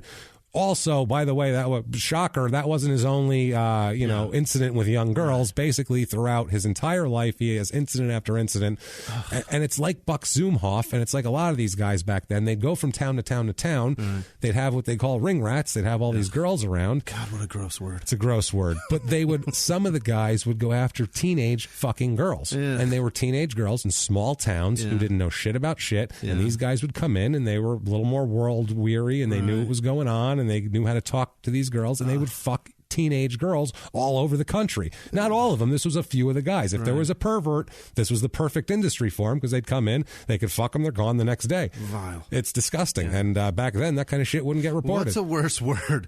Ring rat, lot lizard, or chuckle fucker? I'm going to go with, that's a good one. I think it's ring rat. Ring rat's probably the worst. At least the lot lizard gets money. You know what I mean? Like, that's and a chuckle prostitute. fucker just means that it just means who you're fucking. But a ring rat, you're actually being called a rodent, which I think is worse. That's pretty fucking you're horrible. Just That's how you're being scurrying treated. around the ring like a rat, looking for whatever you can gather up. Reaching for sweaty. It's very disrespectful. So vile. Anyway, he liked to hang out with Grizzly Smith because they both liked very young girls. He said, quote, this is Leroy McGurk he's talking about. Leroy, I think it's him. Leroy even told me that he had to stop running Texarkana as part of a deal to allegedly get Grizz out of a charge involving a young girl there. He can't be in Texarkana anymore. They stopped bringing wrestling shows. Wow. This territory stopped going to Texarkana because ruined the market because that was part of the deal. You or any of your scumbag fucking wrestlers, any of your scumbag carny workers, don't come to this fucking town banging our underage girls anymore. Yeah, that would be the equivalent. They would do that, though. Rather than arrest this guy, they go, just don't come back here now. That's what would happen back then. And then the promoter, rather than firing Grizzly Smith, saying, you disgusting son of a bitch, he'd keep him on. Yeah. He'd just say, well, we won't run there anymore. And, Grizz is too valuable to the operation. Oh, my God. It's fucking disgusting. That's the equivalent of, like, if a major comedian banged an underage girl in like fucking in Huntington, Alabama, or Huntsville, and they had to just close up the comedy club. Close up. We're just not going to have any stand up here anymore because you never know which one will do it. Yeah, they just don't trust any of them coming through this town with our young girls. How fucking horrible! It's insane, man. So he says, quote, and since part of Grizzly's job was to make the house shows and report back to the office, he was always in close enough contact with minors for something bad to happen. That's disgusting. Parents would drop their kids off at the shows, and because we hit the same towns weekly, it was easy for young ladies to figure out what restaurants the guys visited and what hotels they occupied. In that environment, someone with a perversion could easily become a predator. And that's a fact. And he says about Bob, let's hear what he says about Bob in this thing here. Quote, I still remember the first time I became acutely aware of Sweetan's part in it, and that memory still makes me nauseous. We were waiting to do some interviews at the local TV station after a show at Fort Smith, Arkansas one night, and one of the sponsors was there with his wife and little girl who was maybe 12 to meet the wrestlers. Sweetan muttered to me, quote, I could make her purr like a kitten. Oh, that's disgusting. I leaned towards Sweetan, mortified that the sponsor might overhear this discussion, and said quietly, well, that might not make her husband too happy. And Bob replied with a smile, I'm not talking about the mother. Oh, no. That's the kind of cat we're dealing with. Oh, my God. Not Jimmy's kind of guy. Let's just say that. Oh, for Pete's sake. Is that the fucking... How do yeah, we're both how do you say that out loud in public he to said somebody about a 12-year-old? And he said it like proudly, like he's going to like... See that right there? Like if there was a hot girl and everybody was of age and he was like, I was with her last night. Isn't that nice? And he'd be like, ooh, man, I made her purr. No, he said, I can make her purr. He's a you have to wait till you've seen it if you go on social media because we'll post a picture of the guy. He's a disgusting man. If you were a young girl and you, God, I feel so bad, and you saw this fucking man coming at you, this is the stuff of nightmares. It looks like he was on fire and his face was put out with an axe. An axe. And he's 285 pounds of sweat. Vent the heat. And he's got curly hair, like this curly fucking mop in this face and the fucking razor blade scars all over his head because he's back in the day when they bleed every night. And he thinks he's hot enough to fuck a 12-year-old. And he thinks he's going to fuck a 12-year-old. How hot do you have to be to fuck a 12-year-old? Is that the question of the day? Why I just said that. That's a weird game. Horrible. How hot do you have to be to fuck a 12-year-old? That is the worst game in town. Wow. I don't know why. That is a disgusting question. What the fuck am I doing? He said there's a... Wow, that was horrendous. Maybe he doesn't realize that he's old. You know what I mean? Yeah. No. He knows. Does he know that he's ugly and old? I'm pretty sure he's aware of it. I think he's just a piece of shit. Jesus who Christ. likes, and at that point, he's in his 30s. He's 35, 30. This is 37-ish around there. Jim Ross also says, I love that we get a lot of good insight from Jim Ross on this guy. He says that was from his book, Slobberknocker, I think it's called. So you can go out and get that book. That's a great title. It's a good, because he always says that about matches to Slobberknocker. So he says that he was a referee in the beginning of his career, obviously, like we said, and it was in that territory, Oklahoma, there where he's from. He said, Bob at the time was one of the top heels in the company. He's a 300-pound guy, big guy, and he's talking about how much of a bully. He says during matches he would quote accidentally bloody my nose, and he said one time he also blackened my eye. And I guess this was over the course of a few weeks. Every time they're in the ring, he'd hit him with an elbow inadvertently.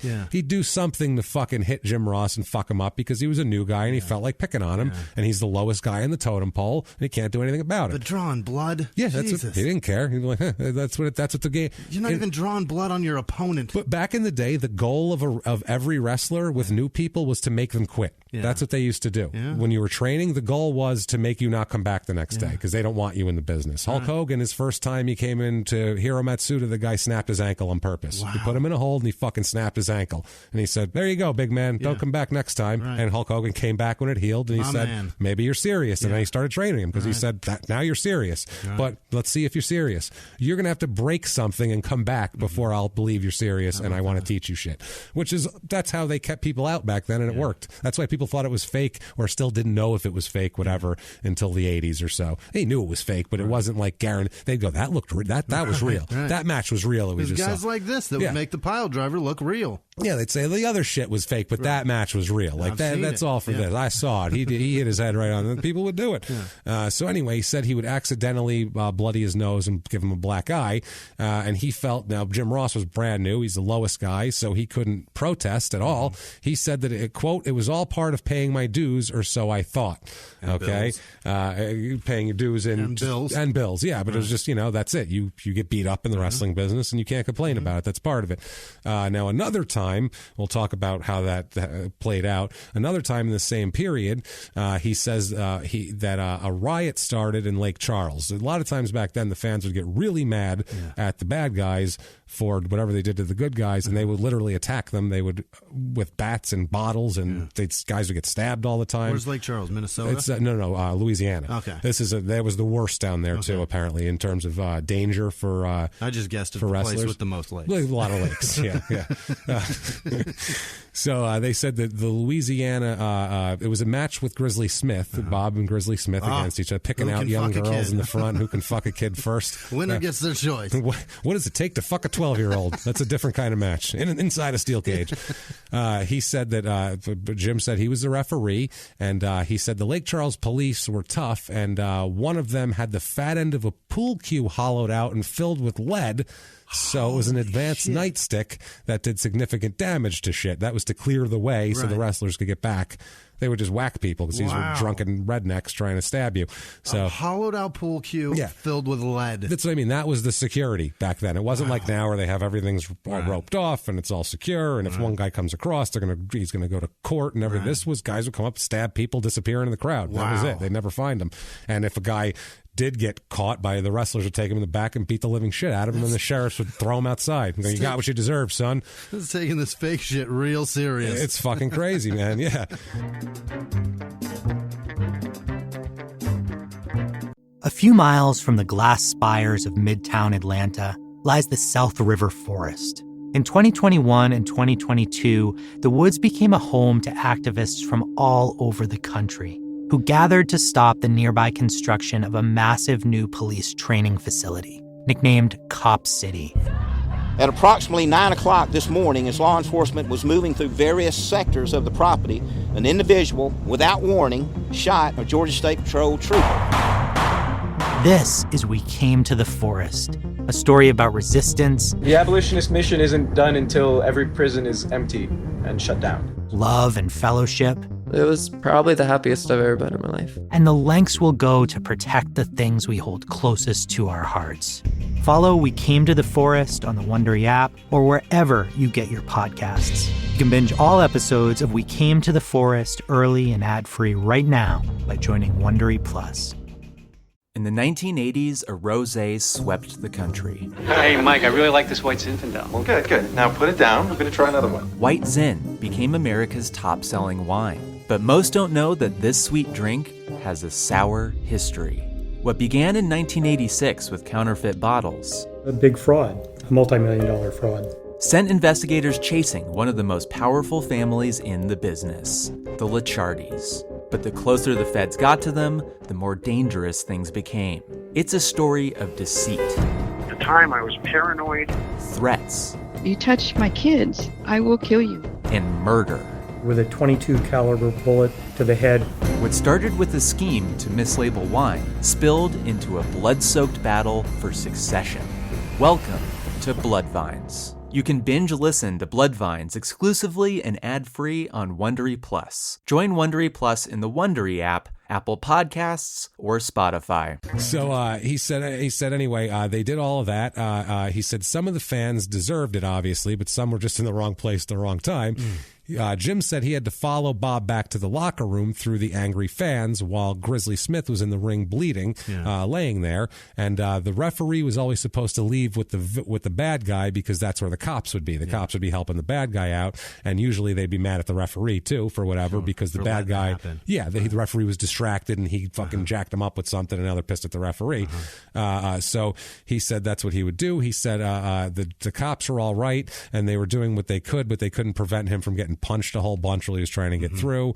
He said a lot of people wanted to beat up Bob, and they took it out on him because Bob was more protected and also a lot larger. So they said when they get back, I guess Bill Watts wasn't happy about it, and he said that he got chewed out for it.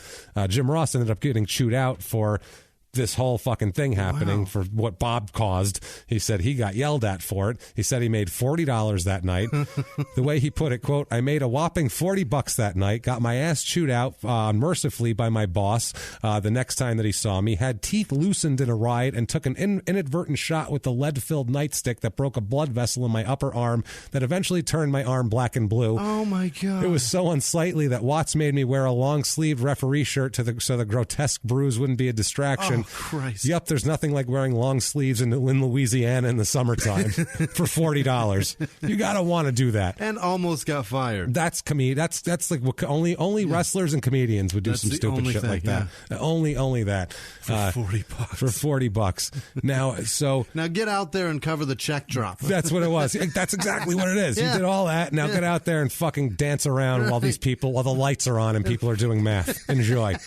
No one will look at you if you set yourself on fire. Have fun. Tell jokes, though. Don't just do crowd work. Really get into it. Tell jokes while some lady is yelling at her husband for tipping the waitress too much and accusing him of wanting to fuck her. Yeah, he's like, what? It's 25%. You're like, you just liked her tits. And you're like, well, I have a joke. And you can't yell at them because the audience doesn't even feel wrong. Then they're like, fuck you, this is my money. And you're like, that's a good point. I don't know what to tell you. Fuck me and my autistic son. I had a great joke. I had a joke about it, but you can eat dicks, I guess. Fuck it. So, Jesus. Fuck. Wow. So Bob, though, there was some retribution for this, and this is going to, normally all we have is jail. This we have an actual good way, a good way for him to get some retribution doled out upon him here. Stone Cold Steve Austin says, quote, in every locker room that I was ever in, whether it be college football or pro wrestling, the boys policed themselves. If someone was screwing things up for everyone else, then that guy was given a chance to right his wrong. If he refused, then other means of correcting the problem were put into play. Now let's find out some other means of correcting the problem here. Soap bars and tube socks? Well, no, kind of worse, I would say here. While this was going on, all this stuff with Jim Ross and this guy giving him black eyes and bloody noses and all this shit, Jim Ross's kind of mentor in the business and his traveling partner and his idol is a guy named Danny Hodge. Danny Hodge is probably the toughest man that ever lived. He literally can snap pliers with his hands, like break them off. He would do these displays where he'd go to a hardware store, get a box of pliers, and stand there and just break them, squeeze pliers till they explode. He could break an apple with his hands. Wow. Crush an apple into a million pieces. Motts should have hired him. Hands. Amazing. That's the type of strength this guy has. Wow. He was like an Olympic wrestler. He was I think he says, well, he's got some stats here. 3-time NCAA national wrestling champion at Oklahoma University. You ain't getting out of his grip.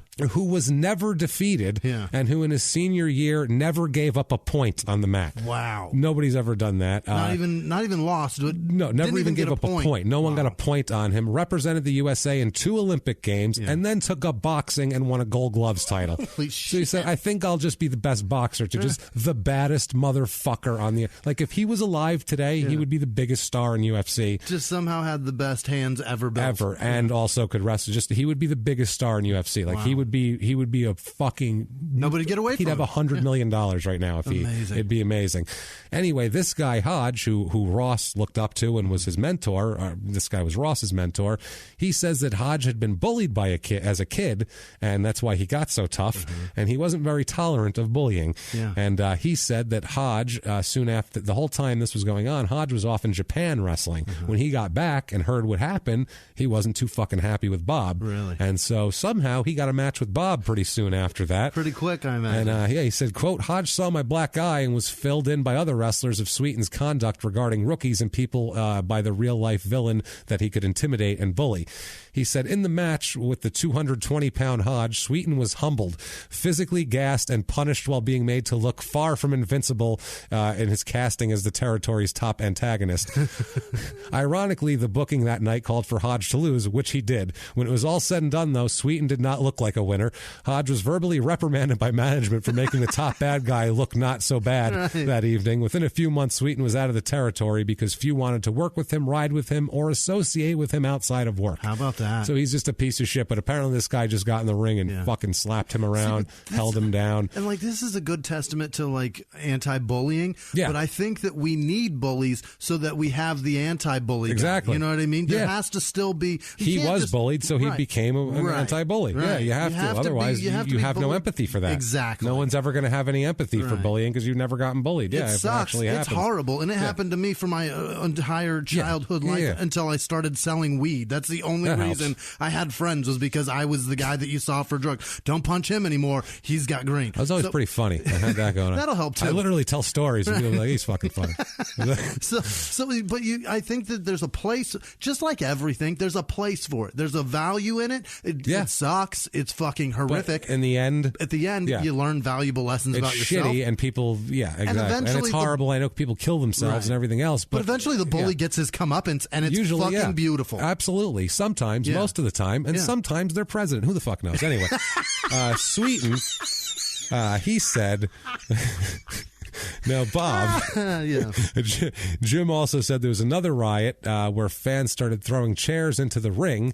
Now, Bob talks about this. There's a riot where fans started throwing chairs into the ring, and nobody was helping him because everyone hated him. So that's the other thing, too. People will help you if people are fucking with you, and if they're not, they're like, he's an asshole that likes to bully people. Let's see how he gets out of getting chairs thrown at him. Fuck him. Exactly. He'll be all right. So Bob says that people are throwing chairs into the ring, and he said, quote, "Finally, I said, okay, this is it. Nobody came out of the dressing room to help my ass. I jumped out of the ring and went running back to the dressing room. They'd locked the fucking doors, and I couldn't get in. I had to go up on the stage and go down another way to get to the fucking dressing room." He had to go. He had to get out of the chair. Lock him out. Go right the fuck back through him to the other side. Fuck him. That's how you don't want people to dislike you. And later on, that would be, all the ribs in wrestling. We talked about Sunny, people shitting in her bag and all that type of thing. And if people, Jerry Lawler getting a crown shit in because people didn't like him. Like in wrestling, there will always be what they call a receipt. You'll always get a receipt. Whether it's in the ring, you fuck somebody, you lump them up, they're going to hit you back once. But oops, sorry, didn't mean to get you that time. If you do something outside the ring, they're going to fucking figure out a way to get you back for it. Whether it's cut the legs off your pants back in the day or all that kind of shit. It's a receipt. It's a receipt, they call it. I got a receipt for you. They call that in baseball, too. That's awesome. Rod talked about that, having a great receipts. Term. A guy hits a home run off you and takes a couple extra steps looking for it. You got a receipt for that motherfucker later on. He's going to catch one in the shoulder blades. Yeah, between the back. He told me this one guy, the guy, real quick, this guy hit a home run off him. He said he looked toward his own dugout when he did it, but he took like a couple steps and was pointing in the dugout, and Rod looked at him, and Rod said he knew the guy from the minor leagues, liked him, they were good friends. After the game, he ran into him leaving the stadium, and he goes, "Hey, good shot out there." He goes, "I got to bean you now, right?" And he goes, "I know, dude, I know." He goes, "But my coach was giving me shit about what counts to swing on, and I was right, so I was trying to make a point to him." He goes, "It wasn't about you." He goes, "I know, but I still got to bean you." And he's like, "No, I know." He said they didn't face him again for like 3 years in a good situation until finally Rod, the guy's up, Rod's pitching. It's ninth inning, the team's up by 3, and there's 2 outs, and nobody's on base. And he said this guy comes up. He said, "I made eye contact with him," and he said it was 3 years later. "I made eye contact with him. He made eye contact with me." He said we both knew it was happening. He stepped in, barely even got in his stance. First pitch, I beamed him in the ass. He nodded to me, took the base. That was it. It's coming. Game's it's fair. about to be over anyway. Game's about to. That's it. Matter. It's fair. He's like, "Yep, that's right. You owe me from 3 years ago," but they remember. And the wrestlers are the same way. So now, and when he was in Maritimes in '69, he meets a guy named Fred Bruiser, who will become Fred Sweetan later on, and also the worst wrestling name in the history of the world. We'll talk about it right now. He became tag team partners as the Sweetan brothers. They went back to Calgary. Bob had blonde hair, and he remembered about this Bruiser guy. He said, quote, "I told Stu I'd bring this guy out and make him my brother, cousin, or whatever," and it went from there. Now, with Bruiser, it was said about them, quote, "Bob always had good heat here," which means people wanted to kick his ass, the crowd did, and he had a log tag run with Gil Hayes, and Fred fitted right into things. Bob tended to be of the bombastic loudmouth, Fred the more strong, quieter brute of the pair. Now, they ended up also hooking up in Kansas City. This is where Bob was called K.O. Cox. Now, his brother, partner. Yeah. Guess what his name was? I got so mad. I know you said Ryder Cox and all Blackson? that. Fucking worse. His name was, now, mind you, this is with K's. Yeah. His name was Killer Carl Cox. Oh, my God. Killer Carl Cox. No good. No, in South. Kansas City, Missouri. That's too many K's, sir. Killer Carl Cox. In other territories, he'd go by COX, where other places were like, you can't be the fucking Klan, and it's, I'm sorry, you can't be. People will kill you. Right, you can't do that. Organization already chose that, you and can't. they are terrible. I'm sorry. He was Killer Carl Cox. So anyway, wow. So that's fucking batshit. Now, Bruiser, by the way, had one of the craziest deaths in the history of the world. So this Bruiser guy had quite an interesting demise here. Old Killer Carl Cox had an interesting demise. Oh, fuck yeah, he's dead.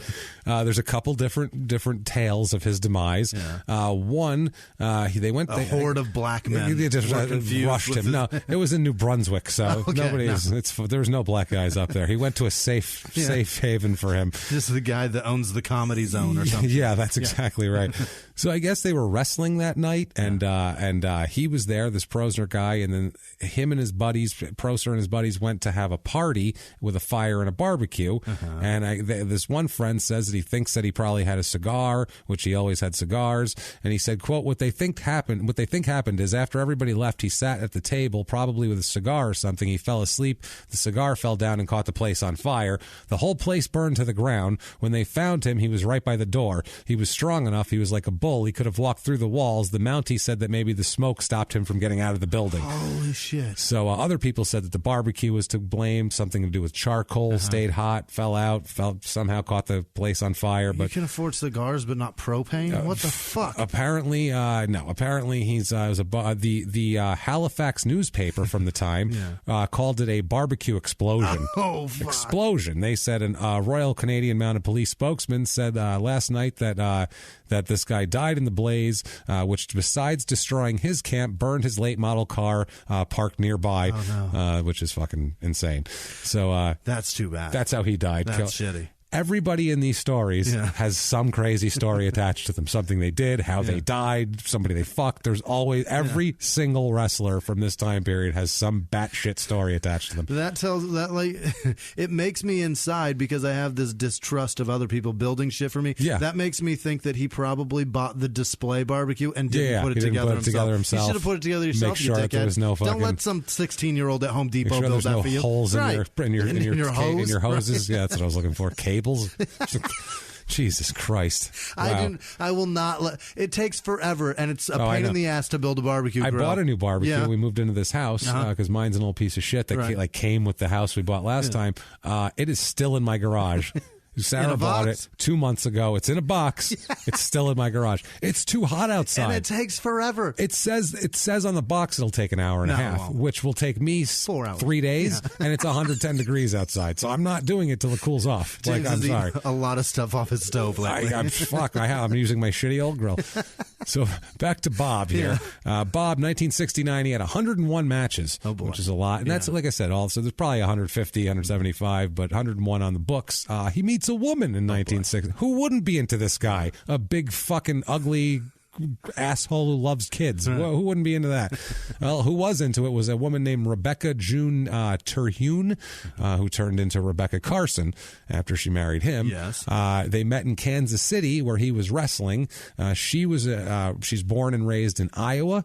And after she graduated high school, she ran from Iowa as quickly as possible, as many people do, rightly so. We understand. It's the law. Look at our tour dates. Don't see any in Davenport, do you? That's for a reason. State law. Yeah, that's right. You guys want to come? We're in Chicago. We're in Cincinnati. Get your asses in the car. We're close. You know, if you're in Iowa, you understand you got to drive for things. Not everything's coming to you. You understand that.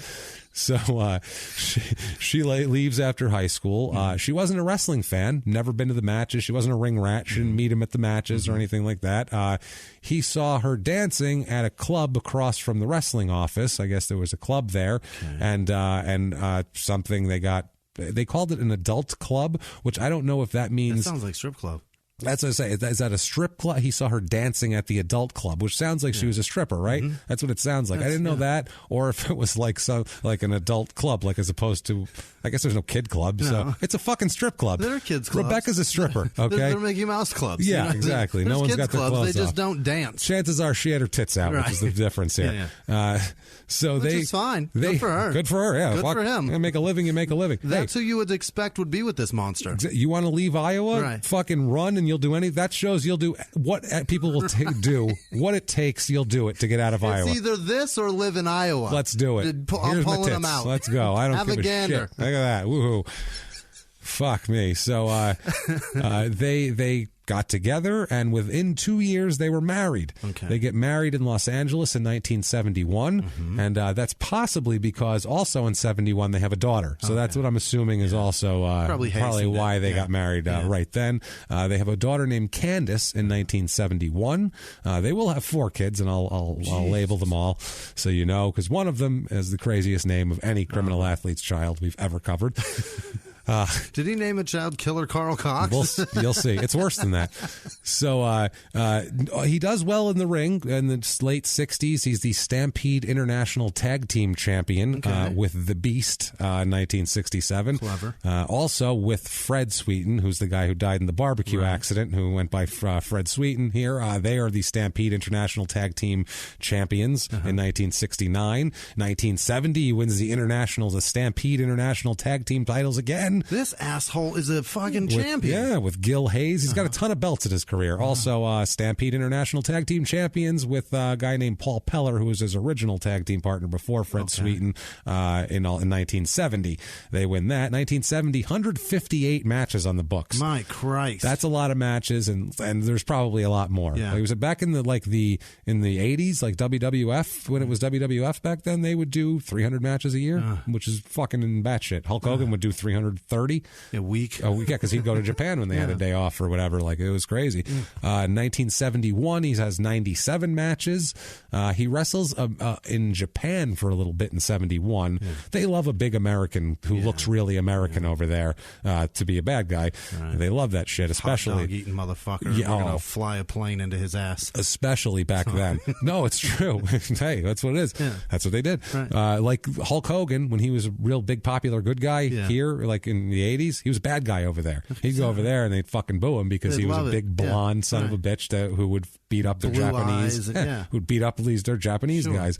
But he worked there as Bob Carson, so I think that probably sounded more American. Yeah. So they were like, go with Carson. That's even better. You sound like a cowboy. That's phenomenal.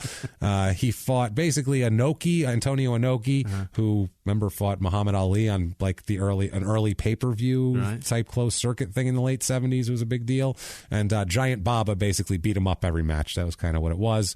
Now there's another guy here named Cowboy Dan Crofat. Yeesh. Cowboy. Now I'm not Crofat. Crofat. Kroffat. Weird name, right? You know what's even weirder? Yeah. I don't know which Dan Crofat this is because there's fucking 2 Dan Crofat wrestlers. Double Fs. Double F with a K. Same shit. What the fuck? There's 2 of them. They're both Canadian. They're both in the Canadian Wrestling Hall of Fame. So there's definitely 2. They both exist. No fucking idea. Both are so good they're Hall of Famers. Who the fuck knows? Well, for Canada. Is Crofat like Smith up there? No, it's not. That's the other thing. It makes no sense. They're both Dan Crofat. No one knows which is which. I don't either. The rare name of Crofat, and they both got Dan as the first name. That's it. What the fuck? I don't know. Canada's an odd place. That's all I'm going to say.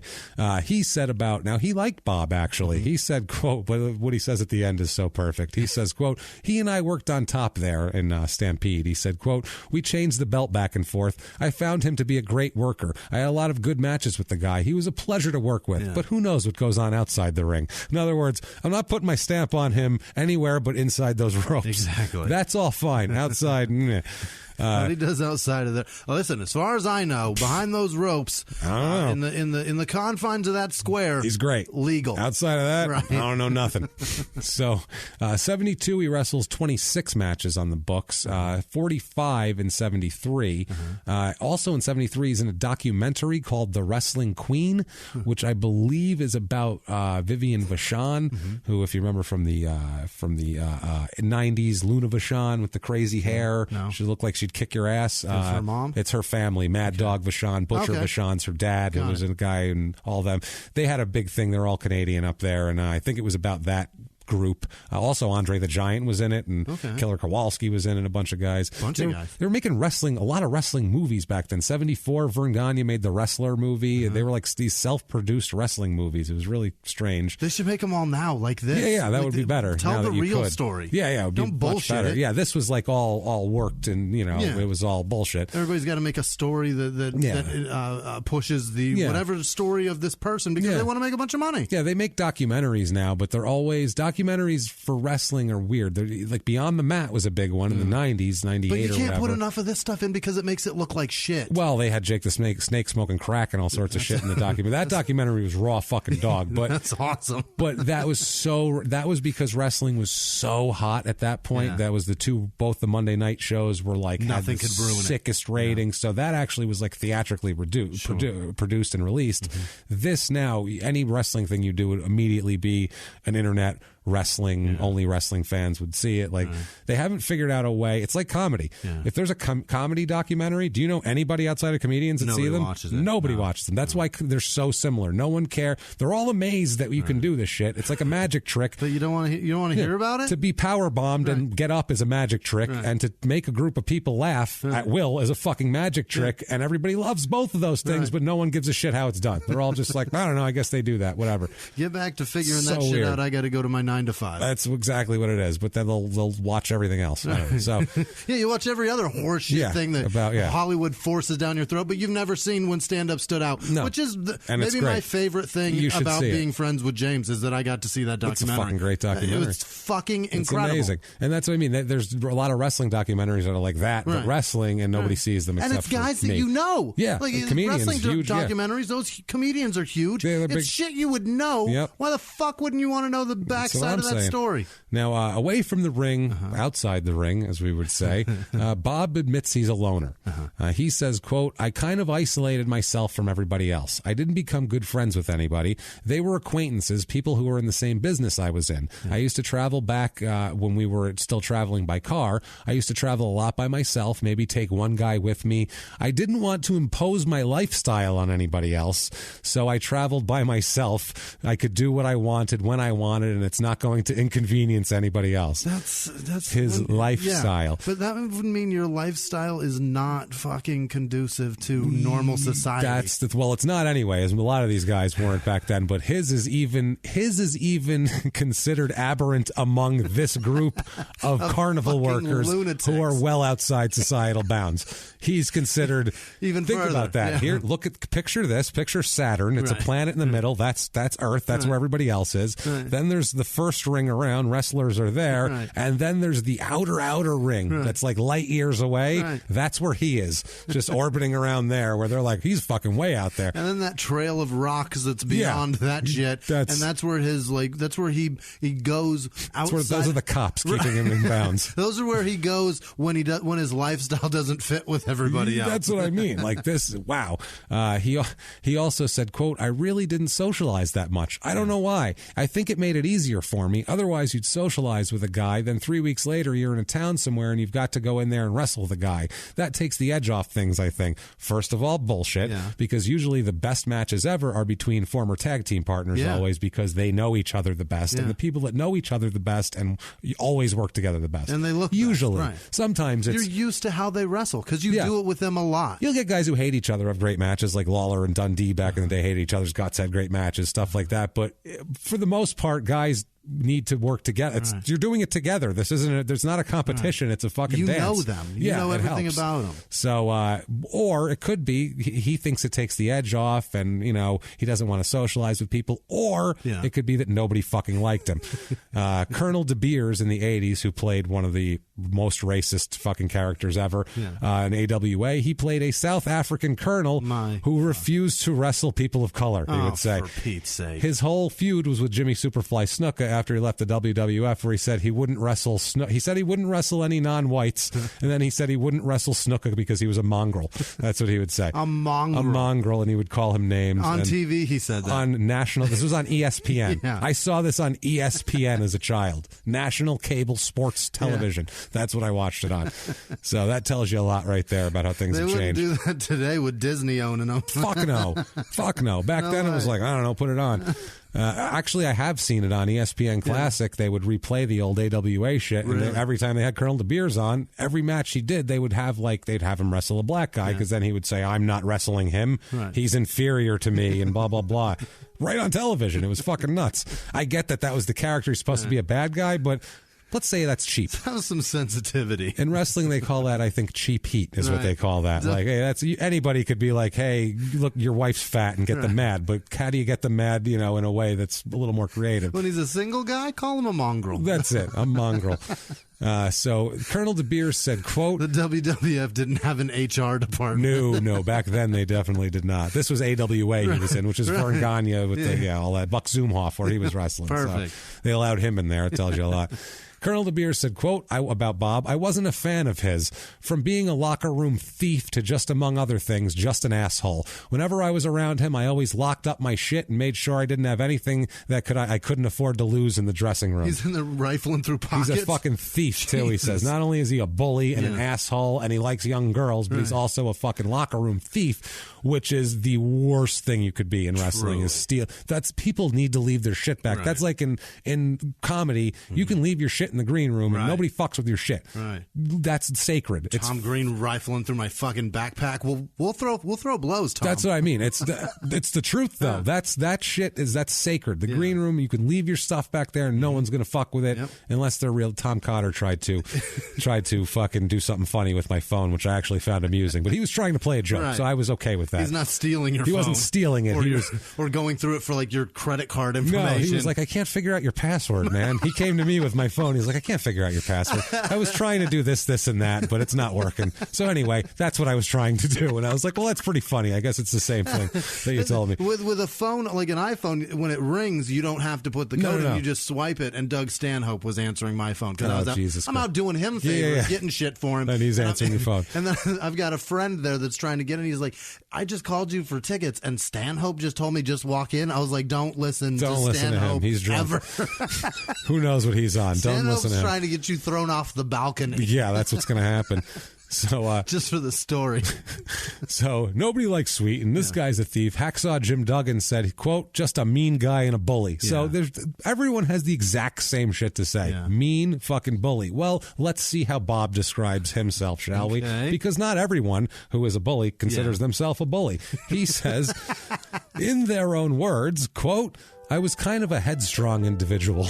I'd stand up and speak for myself and deal with the promoters. Some of the promoters didn't like that. They expected you to just say yes and thank you for the $100. I ain't leaving this room until I get my money. Stories like that get around. It didn't bother me as long as I got my money. What I earn, I expected to get. That's not a bully. That's not a bully. Right.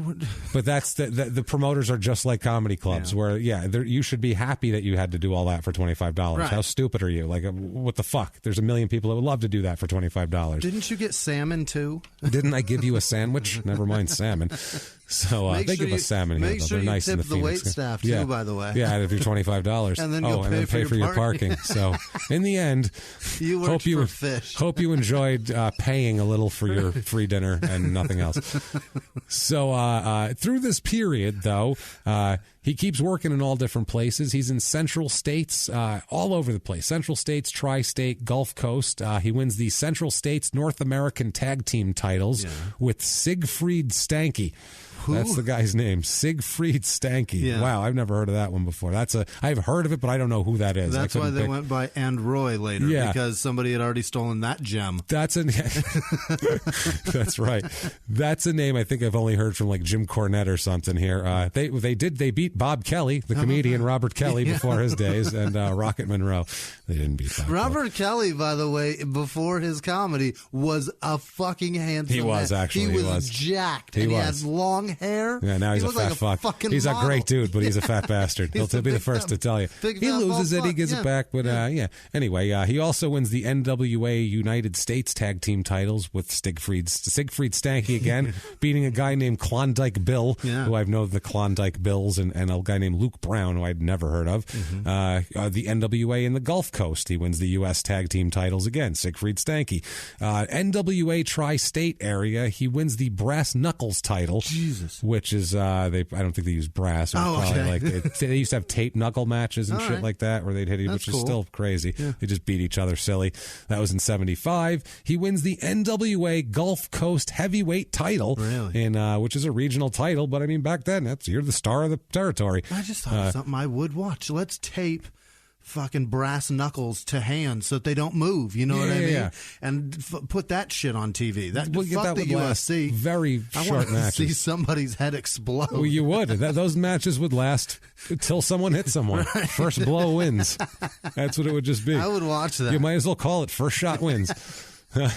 He also NWA 1976. He wins the NWA United States Tag Team titles with Killer Carl Cox. All right. And they beat Dick Murdoch, who's one of the all-time greats, and the $1 Million Man, Ted DiBiase. Is that right? 10 years before the $1 Million Man, or 11 years before it, when he was still a kid. 1974, his son Christopher is born. Not a junior, but don't worry, he did something worse than junior. What'd he do? This shit is a new level on his next one. Watch out, his next son. 1974... 90 matches he wrestles. Also works a little for the AWA at this point, which is right about the same time when old Buck Zumhoff started sniffing around the AWA. Let's not get these two together. Right. Holy shit. That would be the worst. Hide your little girls, everybody. I hate the phrase sniffing around. Sniffing around. What he did. I put that myself in there because it sounded grosser. It does. With Buck Zumhoff, he's sniffing. He's just sniffing. He's a sniffing dirtbag. Where are them little girls at? You just know he is that piece of shit. Where's my daughter at? He's saying, piece of shit, Buck Zumhoff. Those garanimals smell eight. Well, stay tuned on this one, guys. It's worse. Or it's not worse, but it's just as bad. Okay. So also some in the Mid-South territory, which is what Bill Watts owned there.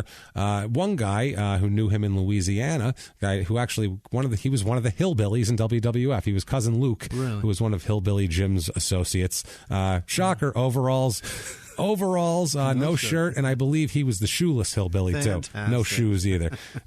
He says, quote, they'll just hinder you. They ain't just gonna hinder me. It's gonna slow me down. I think he's the one of the hillbillies I heard a story about came in the locker room one day with a tuxedo on. Yeah. One of these cousins came in with a tuxedo on in the WWF with a big giant cigar, tuxedo, top hat, cane, big giant cigar, to tell everybody that he retired.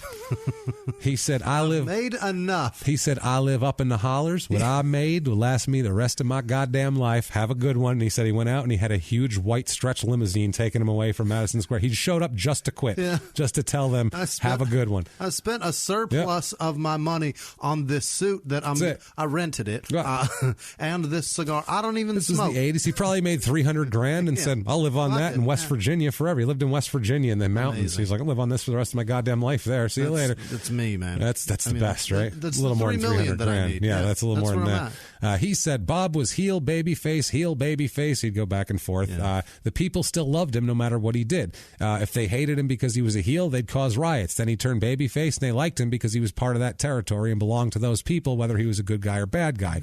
If they brought a good guy in that those people didn't know and Bob was a heel, they might not care too much for that good guy. He might have been a bad guy, but he was their bad guy.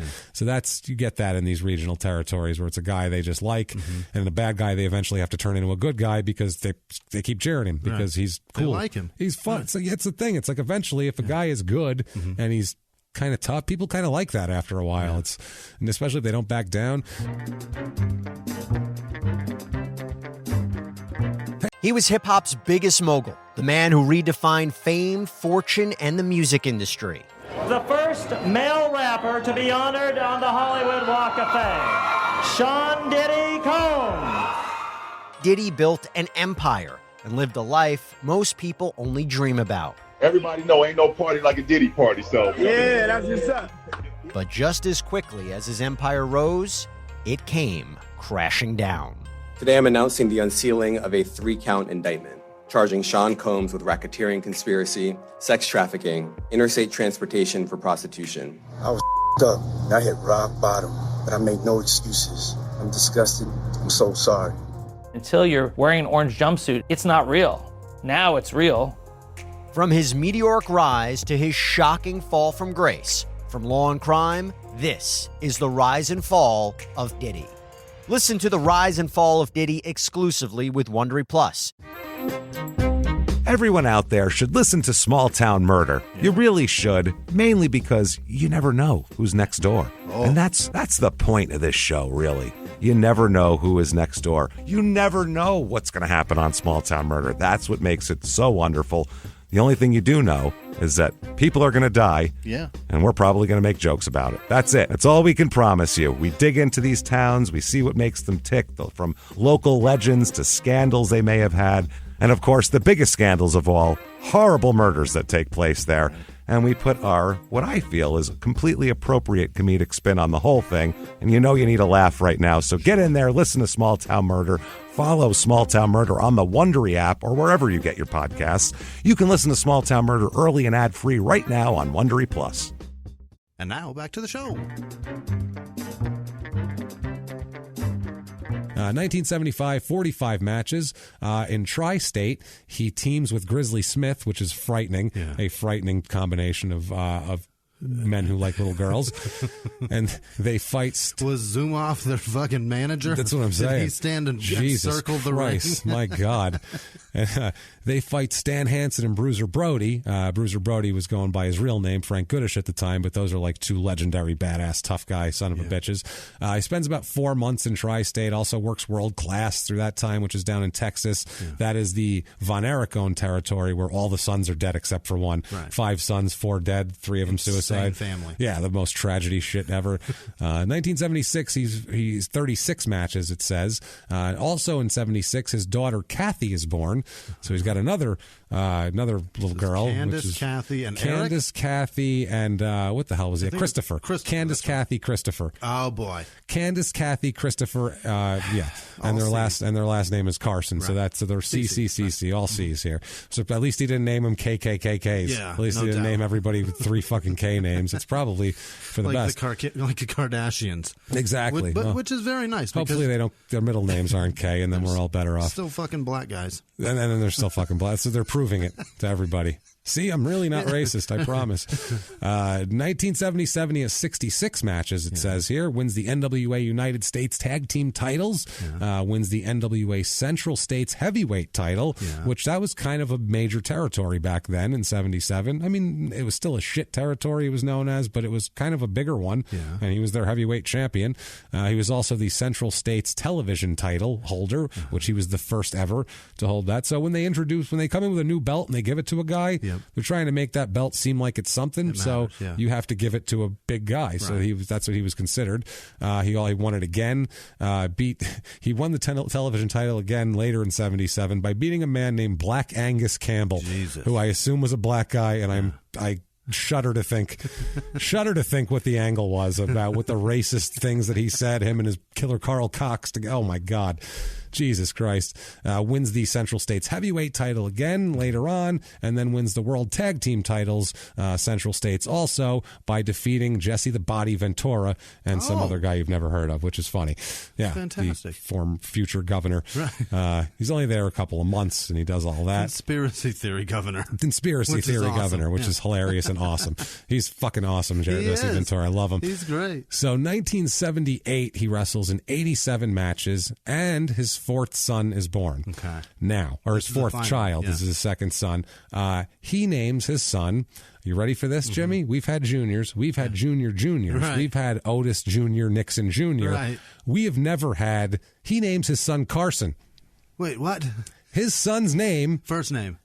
His first name is Carson. He names him. He has already legally changed his last name to Carson. So his wife's last name is Carson. This child's last name is Carson. He named his son Carson.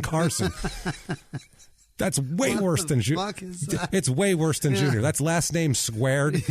The ego on this fucking guy. Not only is he getting my last name, he's going to get it again. Not only my last name, the last name I made up. Right. Not only will he take that, I'm going to give it to him twice because I like it so. That's how much I think of myself. I'm so much of a genius. He's me square. Right. What's his middle name?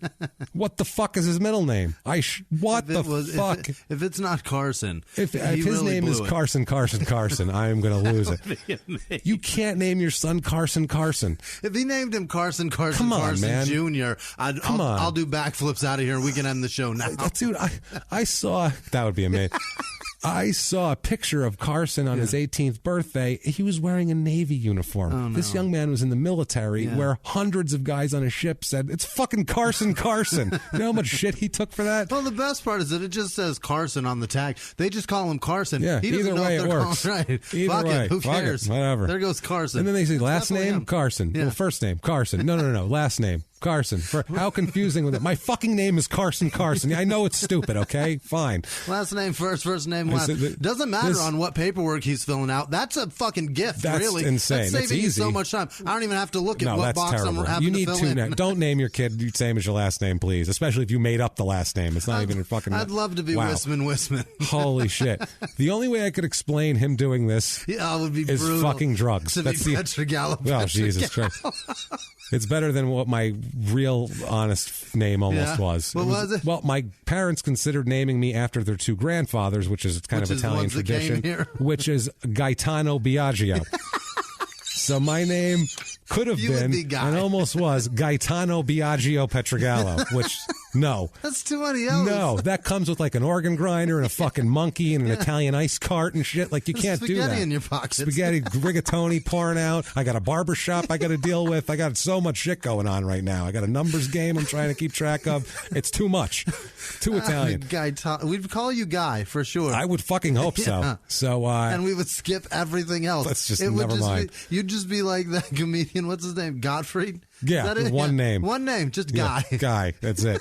Who was that first guy? Oh, Guy. That's Guy. So the only way I can explain this guy naming his son Carson is drugs. That's the only way I can explain it. Shockingly enough, let's hear him talk about it. Drugs. He says, Jesus Christ. Let's do it in their own words here. What do you say? Because this is absolutely fucking ridiculous. He says, in their own words, quote, there wasn't anything I didn't take or do. I enjoyed life to the fullest. It was so easily available and it was all pharmaceutical. It was nothing made up in somebody's bathtub or cooked up in somebody's fucking kitchen and who knows what the fuck is in it. It was all pure pharmaceutical stuff. It didn't have that much damage to your body if you did it within reason. He's wrong. Wow. Okay. He sounds so excited about it. He's like, it was great. It was still like, cooked up somewhere. It sounded like he had a good meal at a restaurant. He couldn't wait to tell you about it. No, the pasta's fresh. It's amazing. Grass-fed beef. Fucking none of that grain shit. You know where everything comes from. None of that shit. Gluten-free. So, 1979, he wrestles in 109 matches. 1980, wrestles in 112 matches. Keeps it right around 100. Yeah, keeps it. That's what they end up on the books with. He works a couple months in Georgia in 1980, Georgia Championship Wrestling, which was on TBS, which was sort of national at that point. I think it was still national at that point. It was getting there. 1981, 64 matches. Through all of this, he works in his whole career. He works with a lot of guys you'd know one way or another, either through us or through other people. Bill Watts, we've talked about, the owner, and he went on to TBS to get, or WCW president to get fired in the early 90s. He fought him 49 times. Wow. $1 Million Man later on to be Ted DiBiase, wrestled him 44 times. Wrestled Grizzly Smith 40 times. Wrestled Danny Hodge, Jim Ross's tough guy buddy there, 30 times, so he took a lot of ass kickings there.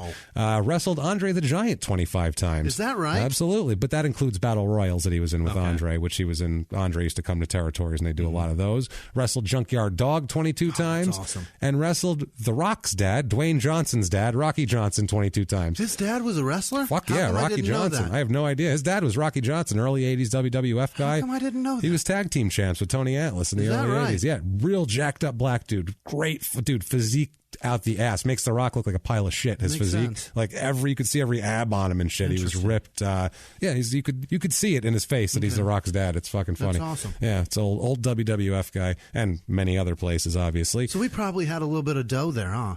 A little bit, maybe.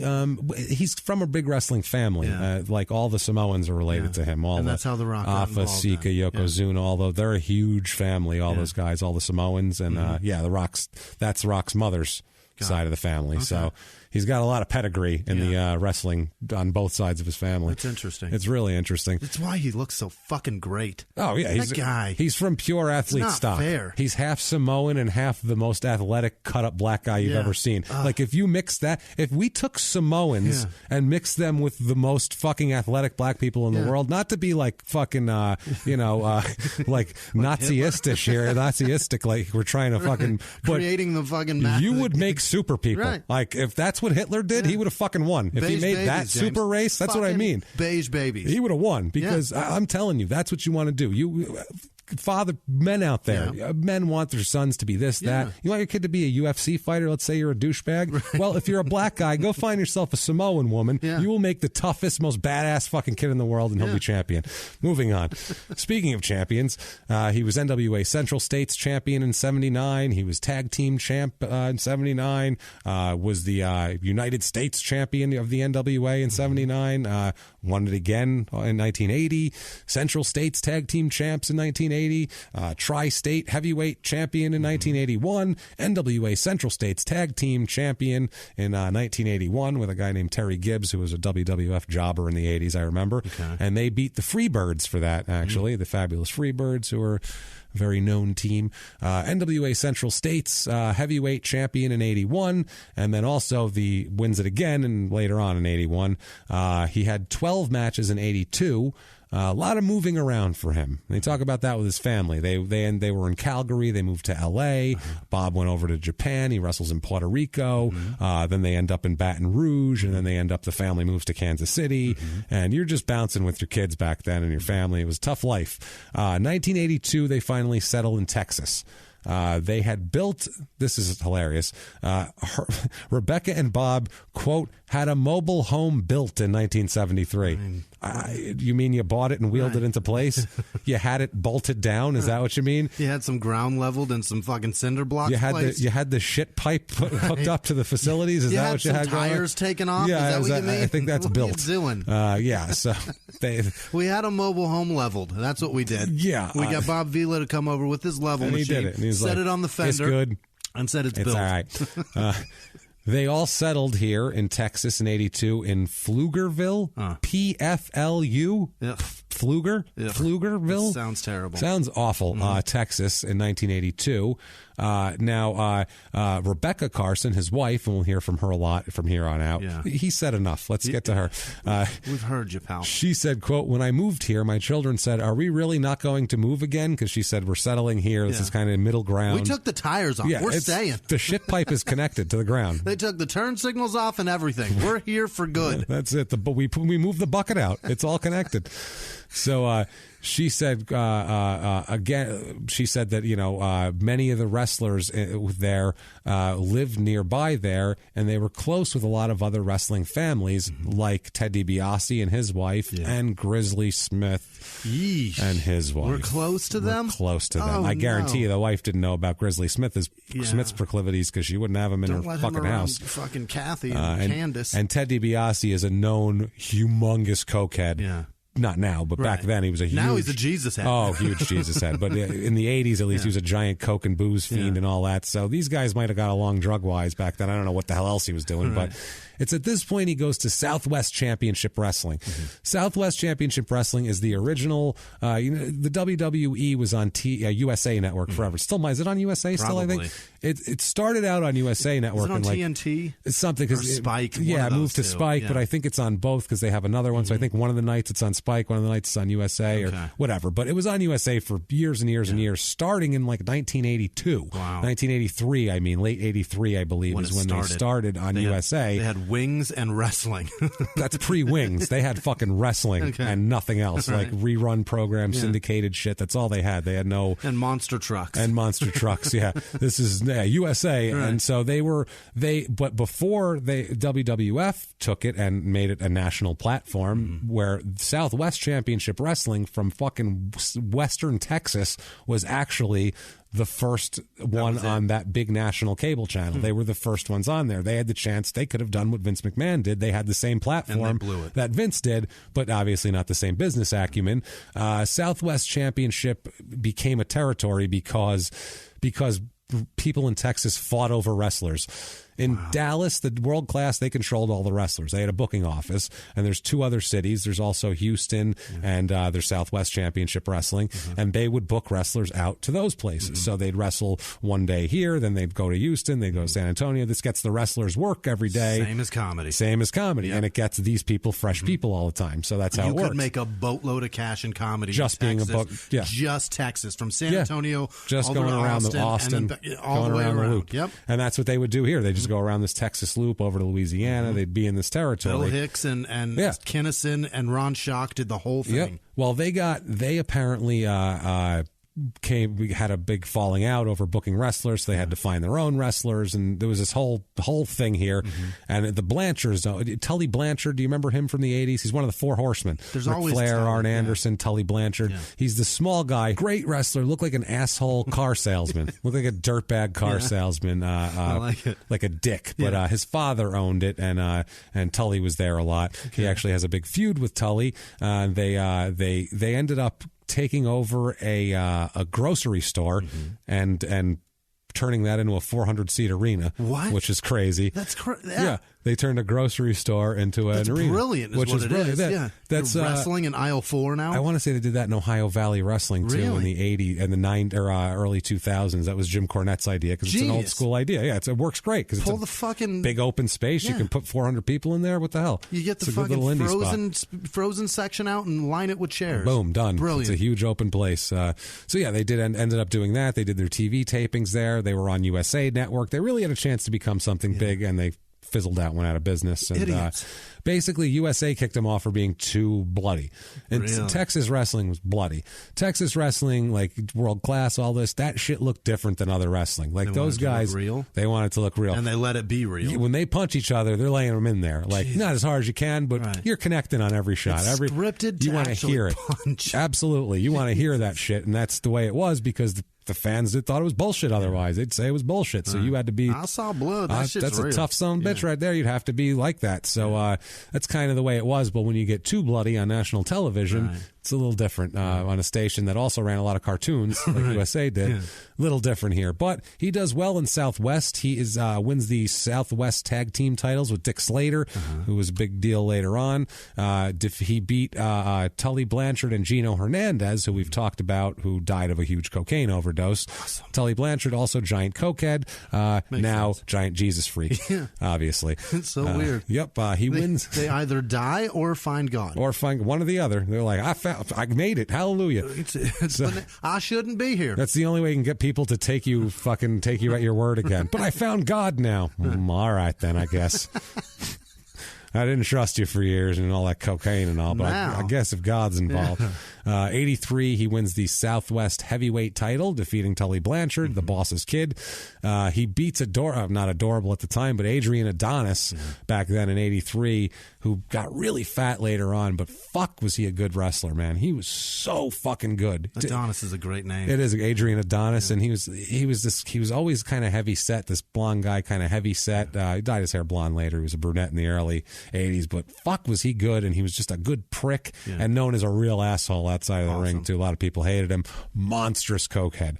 Huge cokehead. They always have a thirst. Died in 88 in a car accident when they hit a moose, I believe. I'm not even fucking kidding. He was in Canada going from one place to hit a moose and died. Canada. Yep, that happened.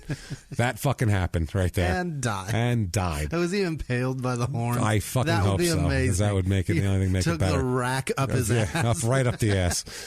So he wins the Puerto Rican heavyweight title, beating King Tonga, who's later Haku, who's one of the toughest guys ever, who bit a guy's nose off in a bar and also popped guys' eyeballs out. That was his standard fighting move. Oh, my God. His standard fighting move when he got in a fight in a bar was to pop your eyeball out real quick. Makes sense. That ends the fight. That'll do it. Fight over.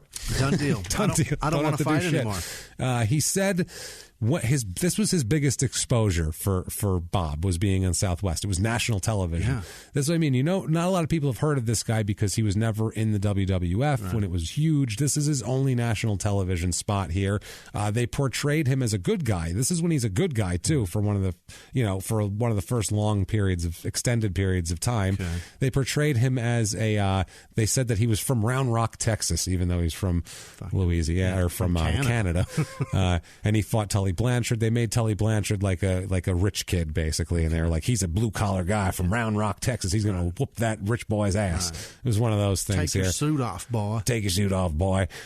So Tully would call him Mr. T-shirt, because he would call himself Mr. Pile Driver, and he would wear his own shirt that said Mr. Pile Driver on it. So Tully called him Mr. T-shirt all the time.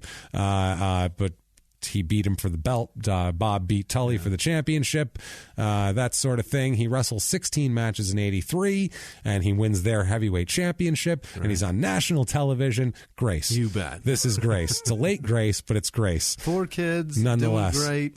Grace. No charges. No charges yet. It doesn't matter, because the charge he has... It's good enough. There can only be one? Good enough. Is it the Highlander of charges? It ain't good. It's the Highlander of charges. There can be only one. So Shawn Michaels loved him. The wrestler Shawn Michaels, who's famous forever. They worked together in San Antonio around that time. Some motherfucker. He said, quote, one of our favorites was a guy named Bruiser Bob Sweetan. He was the first wrestler to come in as a bad guy, act like a bad guy, and be turned good by the fans. He said, quote, he came out to bang your head by Quiet Riot and would finish his opponents with the pile driver. That got over like $1 million, and the fans couldn't help but cheer for him. You have to cheer for a guy who comes out to bang your head in 83 and then pile drives guys for the win. And he's, they're saying he's from Texas and he's a blue collar guy down there. They're going to like him down there. That was a great album too, by the way. There was a song on that album called, God, now I'm going to space it, but the word, come on, feel the noise. And the word come was spelled. It is. It's gross. They were not. And you were impressed with that album. as a child. I was like, what? Yeah, look at you guys. I was like, look, they misspelled this. I was 8. Oh, wow, this is wrong. I was like, how did they do that? Oh, and then I got to be 11 and I was like, that's not spelled wrong. That's gross. This is disgusting. And how do you come on, feel the noise? That's fucking disgusting. Come on, the noise is making you come? Right. How do you come on the noise? Come on the noise. Wow, that's a talent. Noise isn't. It's not it's an inanimate. It's not an inanimate object. Is that tugging on the speaker? What are we doing? I guess so.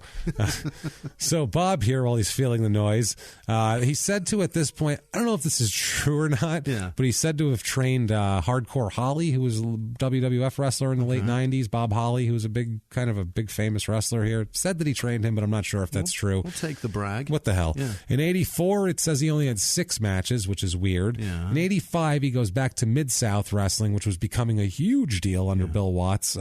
He's in a feud. He's a heel. He's in a feud with Ted DiBiase. Ted DiBiase and Jake the Snake Roberts is there also. Awesome. So these are all future giant stars. Yeah. And Dr. Death, Steve Williams is all there. Basically, he plays...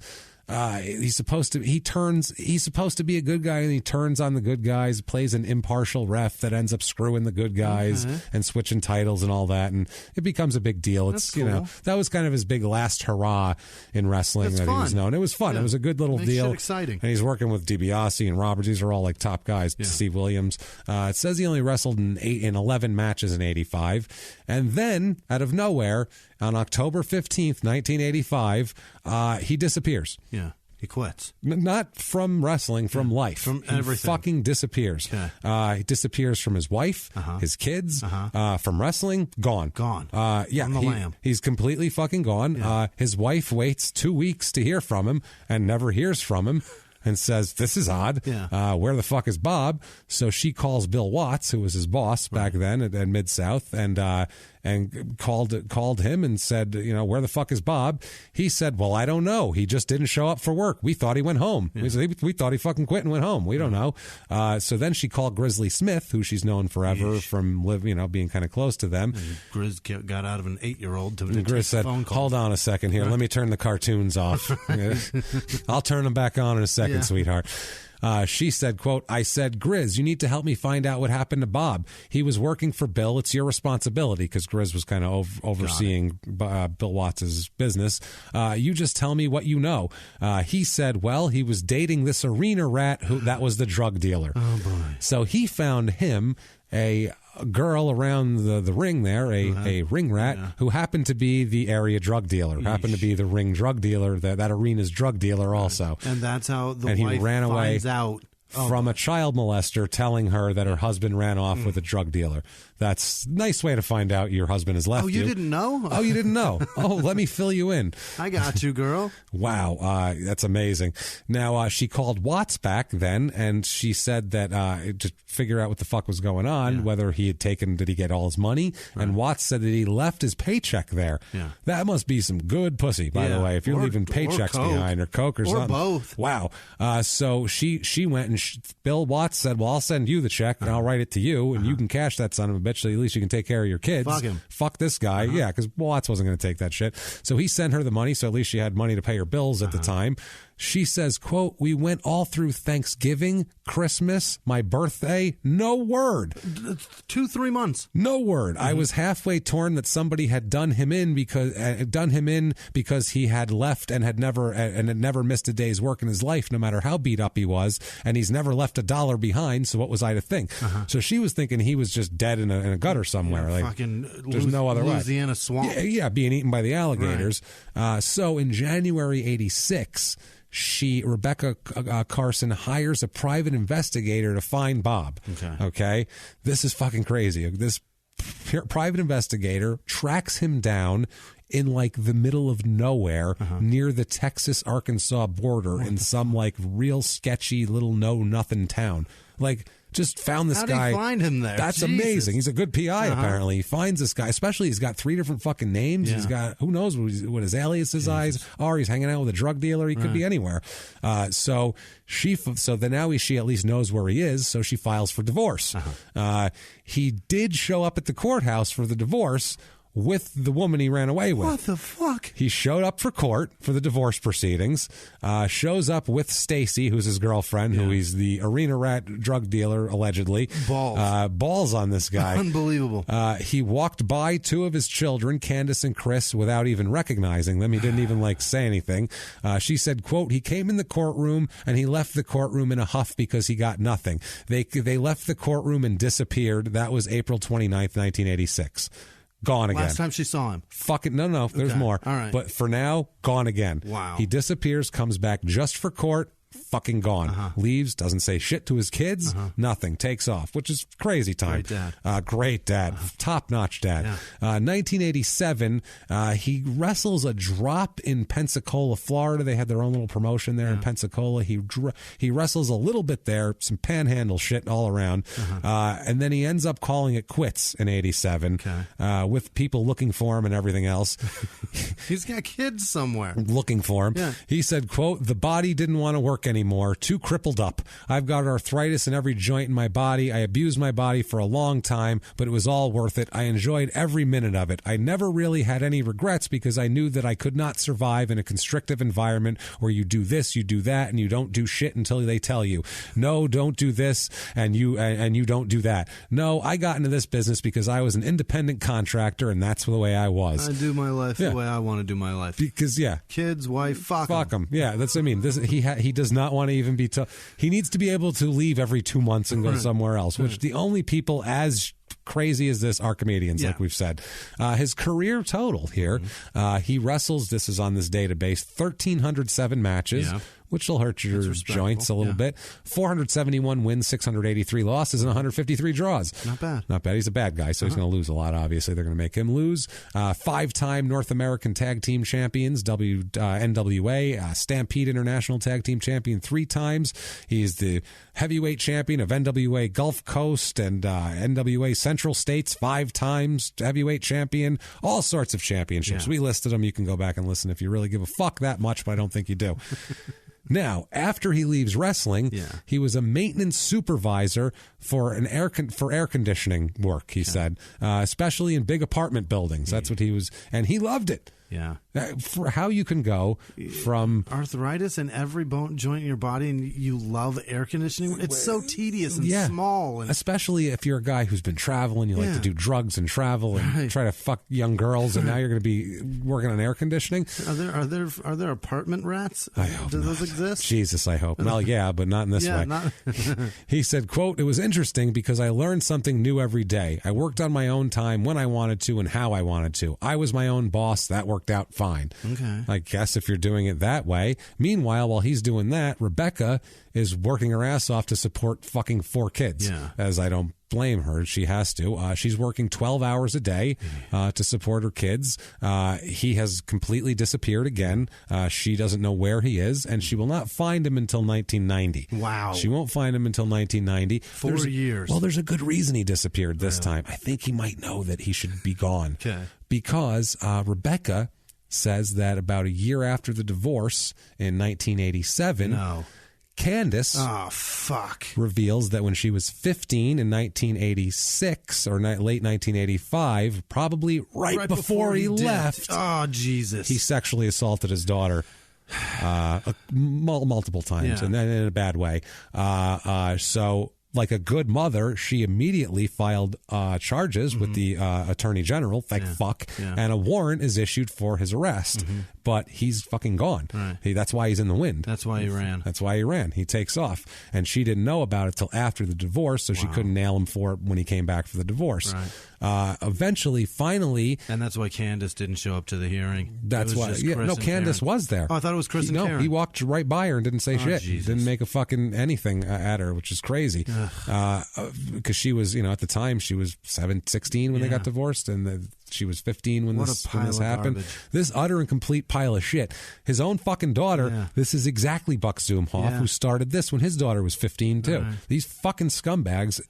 And how many young fucking girls do you think he fucked around with for 20 years on the road everywhere? He did this in his house thinking this was a slam dunk. With I can his do this own here. daughter. Yeah. How many different young girls did he abuse over the course? I bet it was hundreds. I'm not even exaggerating. I bet it was dozens to hundreds. Yeah. Especially if his partner that he hangs out with is Grizzly Smith, scumbag, who's just as into that. They probably went around. I don't even want to fucking know. This is probably one of the most disgusting people we've encountered. I'm not even it's like true. if we took realistically what he probably did, he's probably more disgusting than most of the people. I'm trying to think of one that's worse. It's hard to find. It's hard. I mean, Zumhoff tried. Didn't he try to marry her? Like he really tried to. He was probably he might have been worse, and he fucked around with young girls too, just for not as long because he didn't have the opportunity. Right. But this one is. They both wanted to. Equal pieces of shit. I mean, Dave Meggett with the horrible rapes and Tom Paine with his towel. There's a lot of bad guys. And also Children, though, is above and beyond. He's out in the open saying, like, I could make that 12-year-old pearl. Because it wasn't considered bad back then with them. It was but if he's saying it out in public, he's probably already done that to somebody. Not necessarily made her he purr. absolutely probably has. made her fucking cry. He's into that, And it was a known thing that him and Grizzly were both into young girls. And everybody then would just be like, don't hang out with them outside the ring. But they wouldn't actually do anything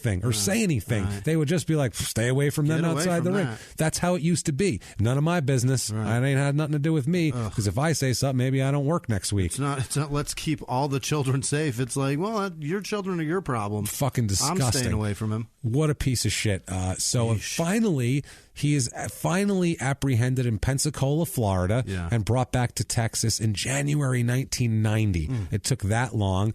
He faces felony sexual assault and non-payment of child support charges because he hasn't paid shit either. 6 months later here, July 9th, 1990, he pleads guilty to the sexual assault. Really? So he actually fucking pleads guilty to this. He admits that he sexually assaulted his fucking own 15-year-old daughter, you disgusting piece of shit. This is what they do to him, okay? Now, when he was arrested, obviously, he's arrested in Pensacola, brought back to Texas, and he sits in jail for a few months while the plea happens and all that sort of thing. Now, once he pleads guilty, I don't even... wow. Instead of jail time for fucking your daughter, Buck Zumhoff got 25 to life. He pled. Buck Zumhoff got 25 to life. Like, he is in fucking prison and he should be. This guy Instead of further jail time, he was part of a new program that required him to stay in touch with authorities, stay away from minors, and make sure to pay his child support, and you can fucking go home. No more, sir. You can go home. Don't do it again. Wow. Talk about a slap on the wrist. Don't you fuck your daughter. Are you kidding me? Holy shit. I don't know if they were like, well, she's over 18 now, so it's not going to happen again. Like, what the fuck were they doing? Way to go, Texas. Wow. You, sir, may carry on and fuck more kids. I don't even know what that is. You, sir, will fuck off. We'll fuck off to get more kids. Do it. Wow. We will fuck off. You go fuck kids. So, what the hell is this? Now, the only thing that was a positive for it, Rebecca said was, quote, we didn't have to go to court. So I think that was why she agreed to it, was because then her daughter didn't have to go to court and say what her dad did to her in court, which was also embarrassing for a teenage girl, I'm sure. Dad's clearly dangerous, and he's out on the street. But I think that's one of those things where she probably said, I'm going to, you know what? I didn't protect my daughter once. I'm going to protect her this time. Whatever happens out there is their fucking problem, but I'm going to protect my kid because I didn't protect her the last time when he was assaulting her under my nose. So I think that's probably the psychology there. I don't know, though. And she's going to go back to the trailer park and tell Grizz about this. Yeah, that's Hey, Grizz. Now, in 2006, when he did an interview, Bob didn't go into any details apparently about the family stuff. He just said that he hadn't seen his oldest children in over 20 years. Good. And they asked about the court stuff, and he said, "quote I just got a divorce. That was all. Not I also got in trouble for fucking my daughter. That's not in there at all. I also pled guilty to banging a child. That little was mine. Small detail. From 1990 to 2000, he lived in San Antonio. At that point, at some point, he's with this woman Stacy, still the quote ring rat drug dealer, allegedly. Guess what they do? They have another daughter. What is she doing? No more fucking daughters. What is he doing? Fuck me. Really? God damn it. When that kid came out, she should have said, I can hold my baby now, grabbed it by the ankles and smashed it against the wall 15 fucking times and thrown it down to save it. She doesn't deserve it. Sorry, I'm going to kill this so you can't fuck it, because I can see it in your eyes. You're going, how long till I can fuck that thing that you're holding right now? Unbelievable. What a piece of shit. Now, Rebecca said she was happy through this time with him. She said, quote, he paid all the child support, all the arrears and everything. When you're a convicted child molester, you have to register the rest of your life, and you have to register every time you change your address, and also that you have to pay your child support, because if you don't for a month, they'll come get you. You betcha. That's it. They know where you are. In 1992, Christopher, who is their oldest son, turned 18. Bob was allowed to visit Pflugerville and talk to the kids. He met with Chris, Kathy, and Carson, not Candace. Thank fuck, because she probably wanted to stab him in the throat. I don't know why the other kids would want to meet with him either. They want to talk to him. I have no fucking idea, again, what the psychology is there, but it's not their fault. I mean, who knows what you feel if your dad ran away and they fucked your sister. I don't know what you feel to that. I have no idea, but it's disgusting. But he meets with them. Now, according to Rebecca, her son Christopher wanted Bob to, quote, take responsibility and say he's sorry for what he did to Candace and for deserting them, and then they'd go from there. He wanted an apology up front, which I would think is fair. To start. He apologized for, you diddling my sister and leaving us in the lurch like that in a fucking trailer with nothing. She said, quote, did he do that? No. He sat there and told Christopher, quote, your mother made me leave. Your mother wouldn't let me see you. Your mother wouldn't let me talk to you. This is all your mother's fault. I didn't do anything. Your mother made Candace say that. When they all went to court and saw him convicted, that's what he said when they went to court, because he was like, look, this isn't real. Your mom did all this. It's all her fucking fault. She said when he lived in San Antonio, Christopher tried 2 other times to go see him in San Antone, and he just blew Christopher off. So his son still, even though begging. His son, even though he treated him like a piece of shit, left him behind, he still is going, that's fucking desperate for a relationship. And this piece of shit can't even go, wow, it's amazing that my son forgave me for all that. I really got to make amends. He just blew him off, didn't care. Now, September of 2000, let's see what he did. Let's let Rebecca tell us what he did, because I like this Rebecca. Yeah, she seems on the ball. She seems on the ball. She's put her pasties away a long time ago. She says, quote, well, druggies are stupid. He stopped registering in September of 2000. Oh, no. My daughter is the dispatcher at the Pflugerville Police Department, so we still have some more police friends. Candace's? Candace's, yeah. That fits. Fitting. Quote, I had the feeling he was gone. I could always feel him. I know that sounds stupid, but I felt where he was and proved it. I could always feel him. I said to my daughter, I feel that he's gone. I can feel him gone. So I had one of my officer friends in Pflugerville check with the person that handles people that register. They found that he hadn't registered. So she just was like, she got like a weird bat feeling. And it was like, yeah, Spidey sense. It was like, he's gone. Check it out. And they're like, he is gone. Do you guys feel? I feel like. Wait. I felt a car just blaze down. I felt I-10. something. I felt it. I felt it. Yeah, it's gone. It's like he's for fucking sure gone. Fraser Crane when Lilith was coming into town. He'd get a headache. He'd start getting a headache immediately. He's like, I don't know what it is. I can feel it coming in. Same thing. She felt a burden lifted, and that's the time for him to go back to jail. Fuck yeah. So now, okay, registered sex offender. Fuck this daughter. Yeah. Now he has not registered as a sex offender. Absconder. Fucking prison, right? We're finally going to get this asshole going to prison. No, we're not. We're fucking not. You know what they do to him? Instead of putting him in prison, Texas house arrest. Fucking deports him. What? They deport him to Canada. Send him to Canada. No punishment. Just what? Get out. Which I guess that's punishment, but still, not from Texas to Canada. I'd rather live in fucking Canada than Texas. Yeah. Sorry, Texas. Come see us in Houston and Dallas on October 5th and 6th at the House of Blues and Small Town Murder Live. Somebody fantastic will be there. Somebody us. Unbelievably fantastic and somebody else in too. Houston. Yeah, you should do that. Come see her and us. So they send him back in April of 2001 to Canada. Right before he left Texas, though. Yeah. Right before he left, he was packing up all his shit. Yeah. Packing up all his shit, and all of a sudden there's a knock at the door. Oh, boy. He's like, who is this? Who even knows that I'm here? I'm a hiding, non-registered sex offender. He opens the door, and guns blazing, tequila going. It's the Mexican pimp. And he says...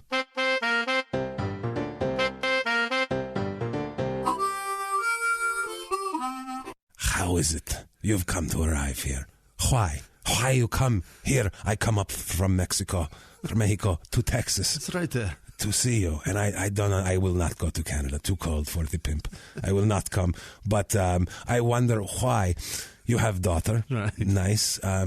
You could have sold her to many people. You damaged the merchandise. Why? Why you damaged the merchandise? That is what I want to know. I have no moral standards, as you know. I sell women on a regular basis. But I wonder why you damage a potential sale to a fellow like me, possibly. Oh, I don't understand. You are cantankerous sumbitch, I believe, is how they say in the States. I do not know. Poof. And in a puff of tequila and gun smoke, he's gone. He's out of there. I don't understand it at all. He's gone, and that's it. And Bob's very confused on the way back to Canada. He does not understand. Yeah. Buddy said, I wonder if that guy had any young girls I could talk to. He was mad that he didn't get to talk to him more. So he said in 2006 about going to Canada, quote, I'm like an elephant. I'm coming home to die. So is that what they do? Do elephants come home to die? Know. They know where they're from. They're pretty fucking smart. I don't know anything about elephants. He should have said moose. Smart. I'm a moose. Yeah, I'm a Canadian moose coming home to die. Now, the daughter he had with Stacy is a hockey player, and which is interesting. So apparently she was excited to go up to British Columbia. They settled in Nanaimo. I don't know. His brother Leo lived up there, so he moved up to where his brother is. There's not even they're not even tracking him. I want a fucking ankle bracelet on this guy. A guy that's a known child fucker out of the country. They don't even do they send a fax to Canada? So I would hope so. Hey, we're sending a kid fucker. We're sending him back. Kid fucker on the way. Now he's fucked children. Like when he left your place, didn't fuck kids. When he got here, fucked kids. All sorts of kids. Who knows how many kids he fucked along? That's why I said when he was traveling around Canada in the early 20s, when I was like, God knows what he was doing. God knows what the fuck he was doing. I want an ankle bracelet on him. One of the ones that monitors like alcohol in your sweat and drugs and excited sweat from young girls. Anything, elevated jizz levels because of your excitement from young girls. Anytime he's a tablespoon low on jizz, check him out. Yeah. Jesus Christ. That's the one. Yeah. So 2006, Bob said his body's falling apart. He's a diabetic. He has terrible arthritis. He's just not doing well. His condition worsens and worsens, and sometime in the early 2010s, he is confined to a nursing home in Nanaimo or whatever it is, free healthcare. With memory issues, because at this point now his brain has gone, which he's been hitting the head a lot, and he's an old man. He's in the 70s, and he's been hitting the head a lot. So you add those two things together, he's not going to remember shit, and he can't walk, and he can't remember to check his blood sugar and everything else. But it's Canada, so they'll take care of him. But they do take care of him. Now, January 21st, 2013, his son Christopher dies. What? Poor Christopher. His oldest fucking son died at 40, I think, or 39 or some crazy shit. Of a broken heart? Fuck, yeah, probably. That's embarrassment? That's crazy, man. So that's sad as shit. This kid had a rough life, man. I feel bad for Christopher. Chasing the love of his father his entire life. I mean, not only Candace, obviously, is the worst, and the family and the wrestlers he shit on, and I feel bad for Christopher, but not nearly, Jimmy, not nearly as bad. I caught you on that one. Not nearly as bad as I feel for Robert Byer, an actor on IMDb, who was a director-actor for a 2012 film that's still listed as completed, called The Arrival, so I feel bad for him on many levels. You got a feeling that's never arriving. It's never going to arrive. Robert Byer, a service supervisor at Michigan Cat, the equipment shit. He's the heavy equipment shop supervisor at Michigan Cat. Robert Byer, a core fuel systems supervisor at Ford Motor Company. Oh, no. That sounds important. Yeah. Dr. Robert Byer. Oh, no. A doctor in Germany. Oh, Christ. The rest was in German, and I wasn't going to translate because it doesn't matter. Don't give a shit. And also, to throw it in there, what the fuck, Robert Carson, a 2012 draft pick for the New York Mets. Oh, Jesus. Got released from the LA Dodger organization. Because they thought he was a child molester. No, he failed a bunch of drug tests. I'm sure the child molesting thing, the rumors of it didn't help. On April 4th, 2018, he signed with the York Revolution of the Atlantic League of Professional Baseball. So he's playing indie minor league baseball Grace now. Carson, all the Robert Carsons are over with. And February 10th, 2017, Robert Byer Carson Sweetan dies in a nursing home in Canada after years and years of torturous, mind falling apart, diabetes, and painful arthritis. I hope he lost a limb before it was over. Fuck you. I really hope he lost both feet and had to hobble around on his stumps. Pile drive that cocksucker. God pile-drived him. Is that how it goes? I think so, yeah. Pile drove. Yeah. I think we'll go with pile drove, pile drive. I like pile drived. I like it too. Because it sounds stupid and it sounds, So when he dies, as you can imagine, everybody's very sad, as you know. I mean, everyone's depressed at this. So many tears. Jim Ross is so depressed, as you might imagine, that he tweeted, quote, "Sweetan was a main event level talent, but was a miserable human being based on my experiences with him. R.I.P. nonetheless. Bless his family." Nonetheless. That means you're a fucking dick. He may as well have just said, found out Sweetan died.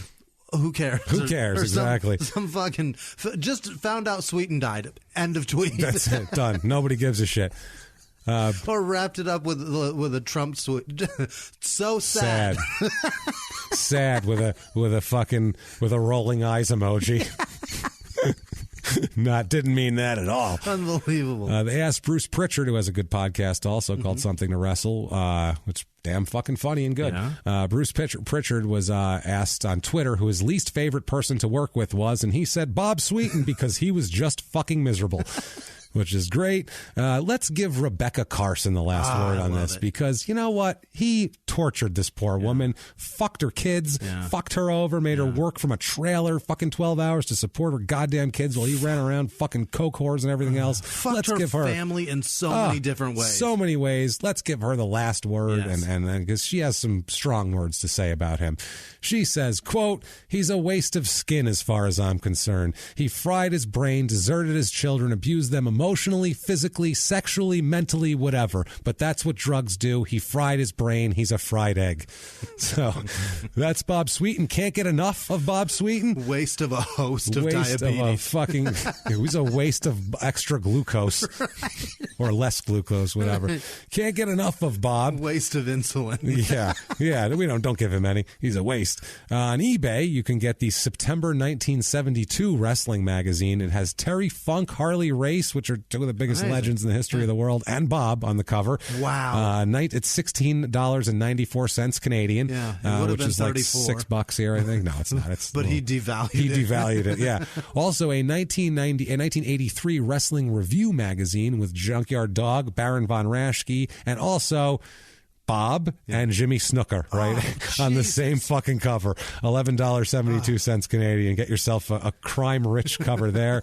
And finally, a 1983 All-Star Wrestling card of Bob, like a trading card of Bob. $28.69 Canadian. Wow. It's like mint condition. Apparently, they're collector's items, and people like to collect them. That's steep. Even the molesters. Yeah. I'm surprised all those weren't burned like the Honus Wagner, and it was worth trillions. But that's Robert Byer, Carson, Sweetan, asshole, dickhead, bruiser, shitbag. Wow. If you hated him... Tell me real quick, the Honus Wagner one, those were burned? No, that's one of the rumors. That's not probably what it was. The rumor I heard was that because they were in tobacco, that's he bullshit. didn't want to be That's in horseshit because he actually sold his picture to cigar bands and to chewing tobacco. Okay. It's a great looking card, It's a great too. thing. No, I read a thing about that. Him and I think it was a couple other guys from them. They didn't like the compensation they got and told them, you can't use my shit because you're not paying me enough. Right. That's what it was. It had nothing to do with... Now it's worth Yeah, but that's what it was, though. He was a star and the compensation wasn't enough. Kind of like in every video game, there's like two players that aren't in it because they didn't pay him enough. In the 2000s, it was always Barry Bonds isn't in any of the baseball games because he has his own thing. Michael Jordan's not in the new NBA Jam. He was in none of the games in the 90s because he had his own brand. So he was. It's the same thing. That's Honus Wagner was that of that time. All right. But if you like that episode and hate Bob Sweetan, what you can do is get on iTunes and give us 5 stars. You know that helps us out so much on the business end. Tell them you're following instructions or directions, whatever. It's not for our egos. It's just for business. You're not going to fix this. No, you're not. You're not going to fix the damage between my ears. Kind words cannot fix either of us. So if that's not enough for you, if you're a spectacular human being, go over to shutupandgivememurder.com. Buy some merchandise. New t-shirts are up. All sorts of stuff up there. Check that out. We have all sorts of interesting things. Also, you can follow us on social media there, which is crimeandsports@gmail.com. Yes. At Crime and Sports on Twitter, at Crime and Sports on Facebook. Our Instagram is at Small Town Murder, though, because that makes it more popular. Right. Because there's not enough of you fuckers out there to make it work. Beyond that, also there, you can find links to the things that keep the show going. Right. Those are links to donate. You can find and be a producer. You can be a wonderful, amazing producer who you're going to hear about in just a moment. You can go over to patreon.com/crimeandsports to do that, or make a one-time donation. Head over to paypal.com and use our email address, crimeandsports@gmail.com, and you can be one of our spectacular, amazing, wonderful, fabulous, huggable, fantastic producers that we love so much, and that I would like to hear about more than I would like to kick Bob Sweetan in the nuts. Jimmy, hit me with it now. This week's executive producers are Conley. Oh shit! Conley Armstrong, Pamela Rogers, Andrew Bryan, Ann Spence, Carmen Barajas, Chrissy Ann Castaldi again. Ashley she's the Beal. best. Isn't she fantastic? She's so cool. Thank you. Fucking ridiculous. Ashley Beal, Billy Bob Archer, Yvonne Abrahantes, and Lisa Coltrane. Thank you guys so much. You guys are fucking amazing. Our life's blood, our heart and soul, and we can't do it without you. We really can't. Or any of these people. But those guys, wow, you're extra generous. Thank you. Happy birthday, Daryl Wilkins. I fucking, Miss Huskins sent a donation to say something to this guy. Oh, yeah. And then that was like 3 weeks ago. Oh, well, happy birthday. We're sorry. He didn't know that I really wanted him to have a happy birthday. So next year, Daryl, have a whole happy year. Yeah, never mind the one day. Happy whole year. Right. Nick laying the cock. Because every time I see it, it makes me fucking. I'm so happy for him. Yeah. Kate Ives, Emily Cobb, Natalie Hodson, Jessica Manor, Karen Weiss, Justin Inwood, Jessica McKinney, Tim Sparling, Jason Hamming, Craig McGeechan, Alice with no last name, Jake LeBeer, Whitney Leonard, Keith Caswell, Thomas Edward Desmore, Julie Sackett, Peyton Meadows, I said Keith Caswell, god damn it, Jeremy Cucciara, Captain Surly, Martina Liluwanga. She's the best. Yeah, we met her in San Francisco. She said she's coming to our San Francisco show again at Cobb's. Awesome. What a cool lady, really nice. We can't wait to see her again. Give her a nice hug. Emmy Dumont, Misty Beganat, Deanna Trippi or Tribe High. It might be Tribe High, right? Ooh, that's nice. Wasn't that in the Nerds movie? Wasn't it the Tribe Highs, or was that? It was Animal House. Tri-Lambs. Tri-Pies was the girls, though. Oh, yeah, that's right. I was thinking of them. They're the Lambdas. Right. Aaron Hammond, Rocks of Joy, Danielle Graham, Michelle Terry Photography, Jeanette Keel, Tupperware by Jason. That's fascinating. Interesting. I didn't know that shit was still being sold. Wow. Okay. And dudes buy his Tupperware. Dudes are in it. Yeah, all right. Ashley Vio, she is so fucking wonderful. Thank you, She's Ashley. great. Heather Goss, Jeanette Smith, Kate Myers, Ulysses Grant Parm. I don't know. I'll have a Union General Parmesan, please. I'm in. What is the meat in that? I don't know, but I'm curious. Asshole. Wasn't he an asshole? So it's asshole Parmesan. He was in the Union. Can I get some asshole Parmesan? At least he wasn't for slavery. That's a good point. Scott Sagal, Nathan Little, Nicola Elliott, Ariana Folsom. She's wonderful. Yeah, thank you. Hannah Simmons, Stina Gunnarsson, James Fraker, Meg Smith. She's up in Detroit. She's fantastic as well. Victoria Brody, Sandy Handjob, which is my favorite fucking ever. Favorite Bart Simpson call-in. Barbara Johnson, Barbara Felker, Ashley Powell, Shauna Bracelton. Shane Rayleigh donated both with Patreon and then got into fucking PayPal also. Wow, well, thank you so much. Shane. Bam Stroker. That is my favorite so far. Well, that's always fun. David Clark, Martina Kunkel. I said Ashley Powell, I believe. Robert West, Mariah Menhir. I try so hard to roll the R's with that Dutch shit. Janelle Kelsey, I fucking nailed it too. That's where she's from, right? She's Dutch. I think, yeah. I got it. All right. Where did I go? Lauren Demarath up in Chicago. Thank you, Lauren. Heather Rylander, Georgia and Jackson. Savannah Briand, or Bryand. I think it's Briand. Rob Roberts, which is fucking brutal, man. I'm so sorry, Bob Boberts. Bob Boberts, better than Carson. It is. Liz Ingalls, Ava Shinikova, Jesse Hartman, Axis Apparel. They are fantastic. Go buy their shit. Jillian Tuba, Kay Overbay, Jacob Schrag, John Joseph, Mary Carmody Trotman, Ron Bosch, Under the Sea Fabrics, Emily Kosh, Gisela Garamun. Oh, fucking! I knew I was gonna. I saw this. I'm gonna fucking knock this out. I read it in my head like 7 times. Gisela God damn it, Gisela. You were psyched up for it, too. I was. Gisela Garmenbozia, Dada Fleischer. That's her name. Bryant Toole, Beth Marcinko, Patrick Kelly, Hannah Turley, Lisa Bayless, Lisa Williams, Michael Lafazia, Ryan Bear, it's Bear, Brenda Parsons, Allie Lewis, Braylon Guerrero. She lives here in Phoenix. She's come to so many shows. Awesome. Brian Ford, Taisha J. Fuck. Handwriting problem there. Yeah. That's not on you. That's on Jimmy's handwriting. That's me being an idiot. Naomi James, Samantha Ballard, Richard Showman, Christy Davis, Corey Herman, Hannah Reeder, it's Cody Levine, Indiana Quillian. Wow. Yeah. Your face, you really were like, D. Oh no, I'm in trouble halfway through that. With no name, no last name, just D. Yeah, and Richard what up, McCutcheon. D? You guys, Richard Thank McCutcheon, you. I can't thank you guys enough for everything you do for us. Thank you. Thank you. Thank you, honestly, everybody. You keep the lights on, and you keep this thing going, and you keep this thing awesome. Worth doing. So thank you so much. We're going to do it until the wheels run off of this bastard.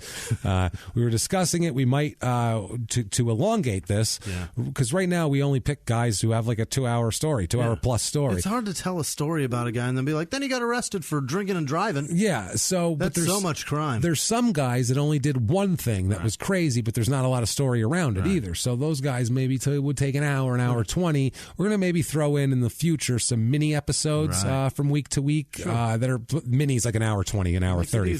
It's not going to be fucking 30 minutes long. Which is still double the length of most podcasts. Of Ray Caruth. That's what I mean. So who fucking tried to murder a woman and a baby. Yeah, so we're going to do some stuff like that, but we're going to keep this going. We want to make this last another few years before we just run out of these long stories. Right. But we're gonna make it work. There's so many more. There's a lot of famous people to go. There's plenty out there. Don't worry about that.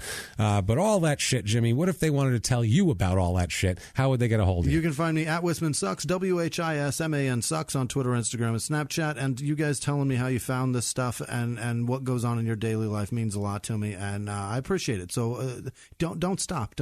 There's nothing that you. I get a lot of messages where people are like, "I can't believe you responded. This is so weird."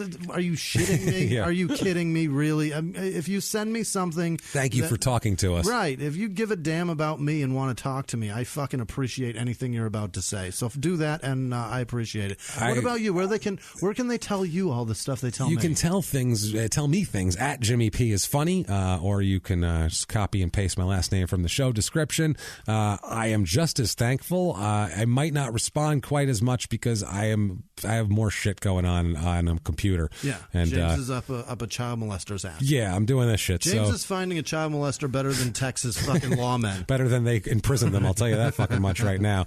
But never mind all that. Thank you guys so much for tuning into another crazy episode. We love the wrestler episodes. They're always the craziest. Yeah. It's been a good time. My new favorite sport. Oh, it's so much fun. Thank you so much, Royce Isaacs. I had a blast. Thank you. Sorry I couldn't make it. Avi, you can hear it. I was sick as a fucking dog, but it was a great wanted time, to be James. there. You blew it. I did blow it. The man wears a fanny pack for a cash register. It's awesome. That's what they all do, man. That's the uniform. But never mind all that. Yeah. Live from the Crime and Sports Studios. We will see you next week. Bye.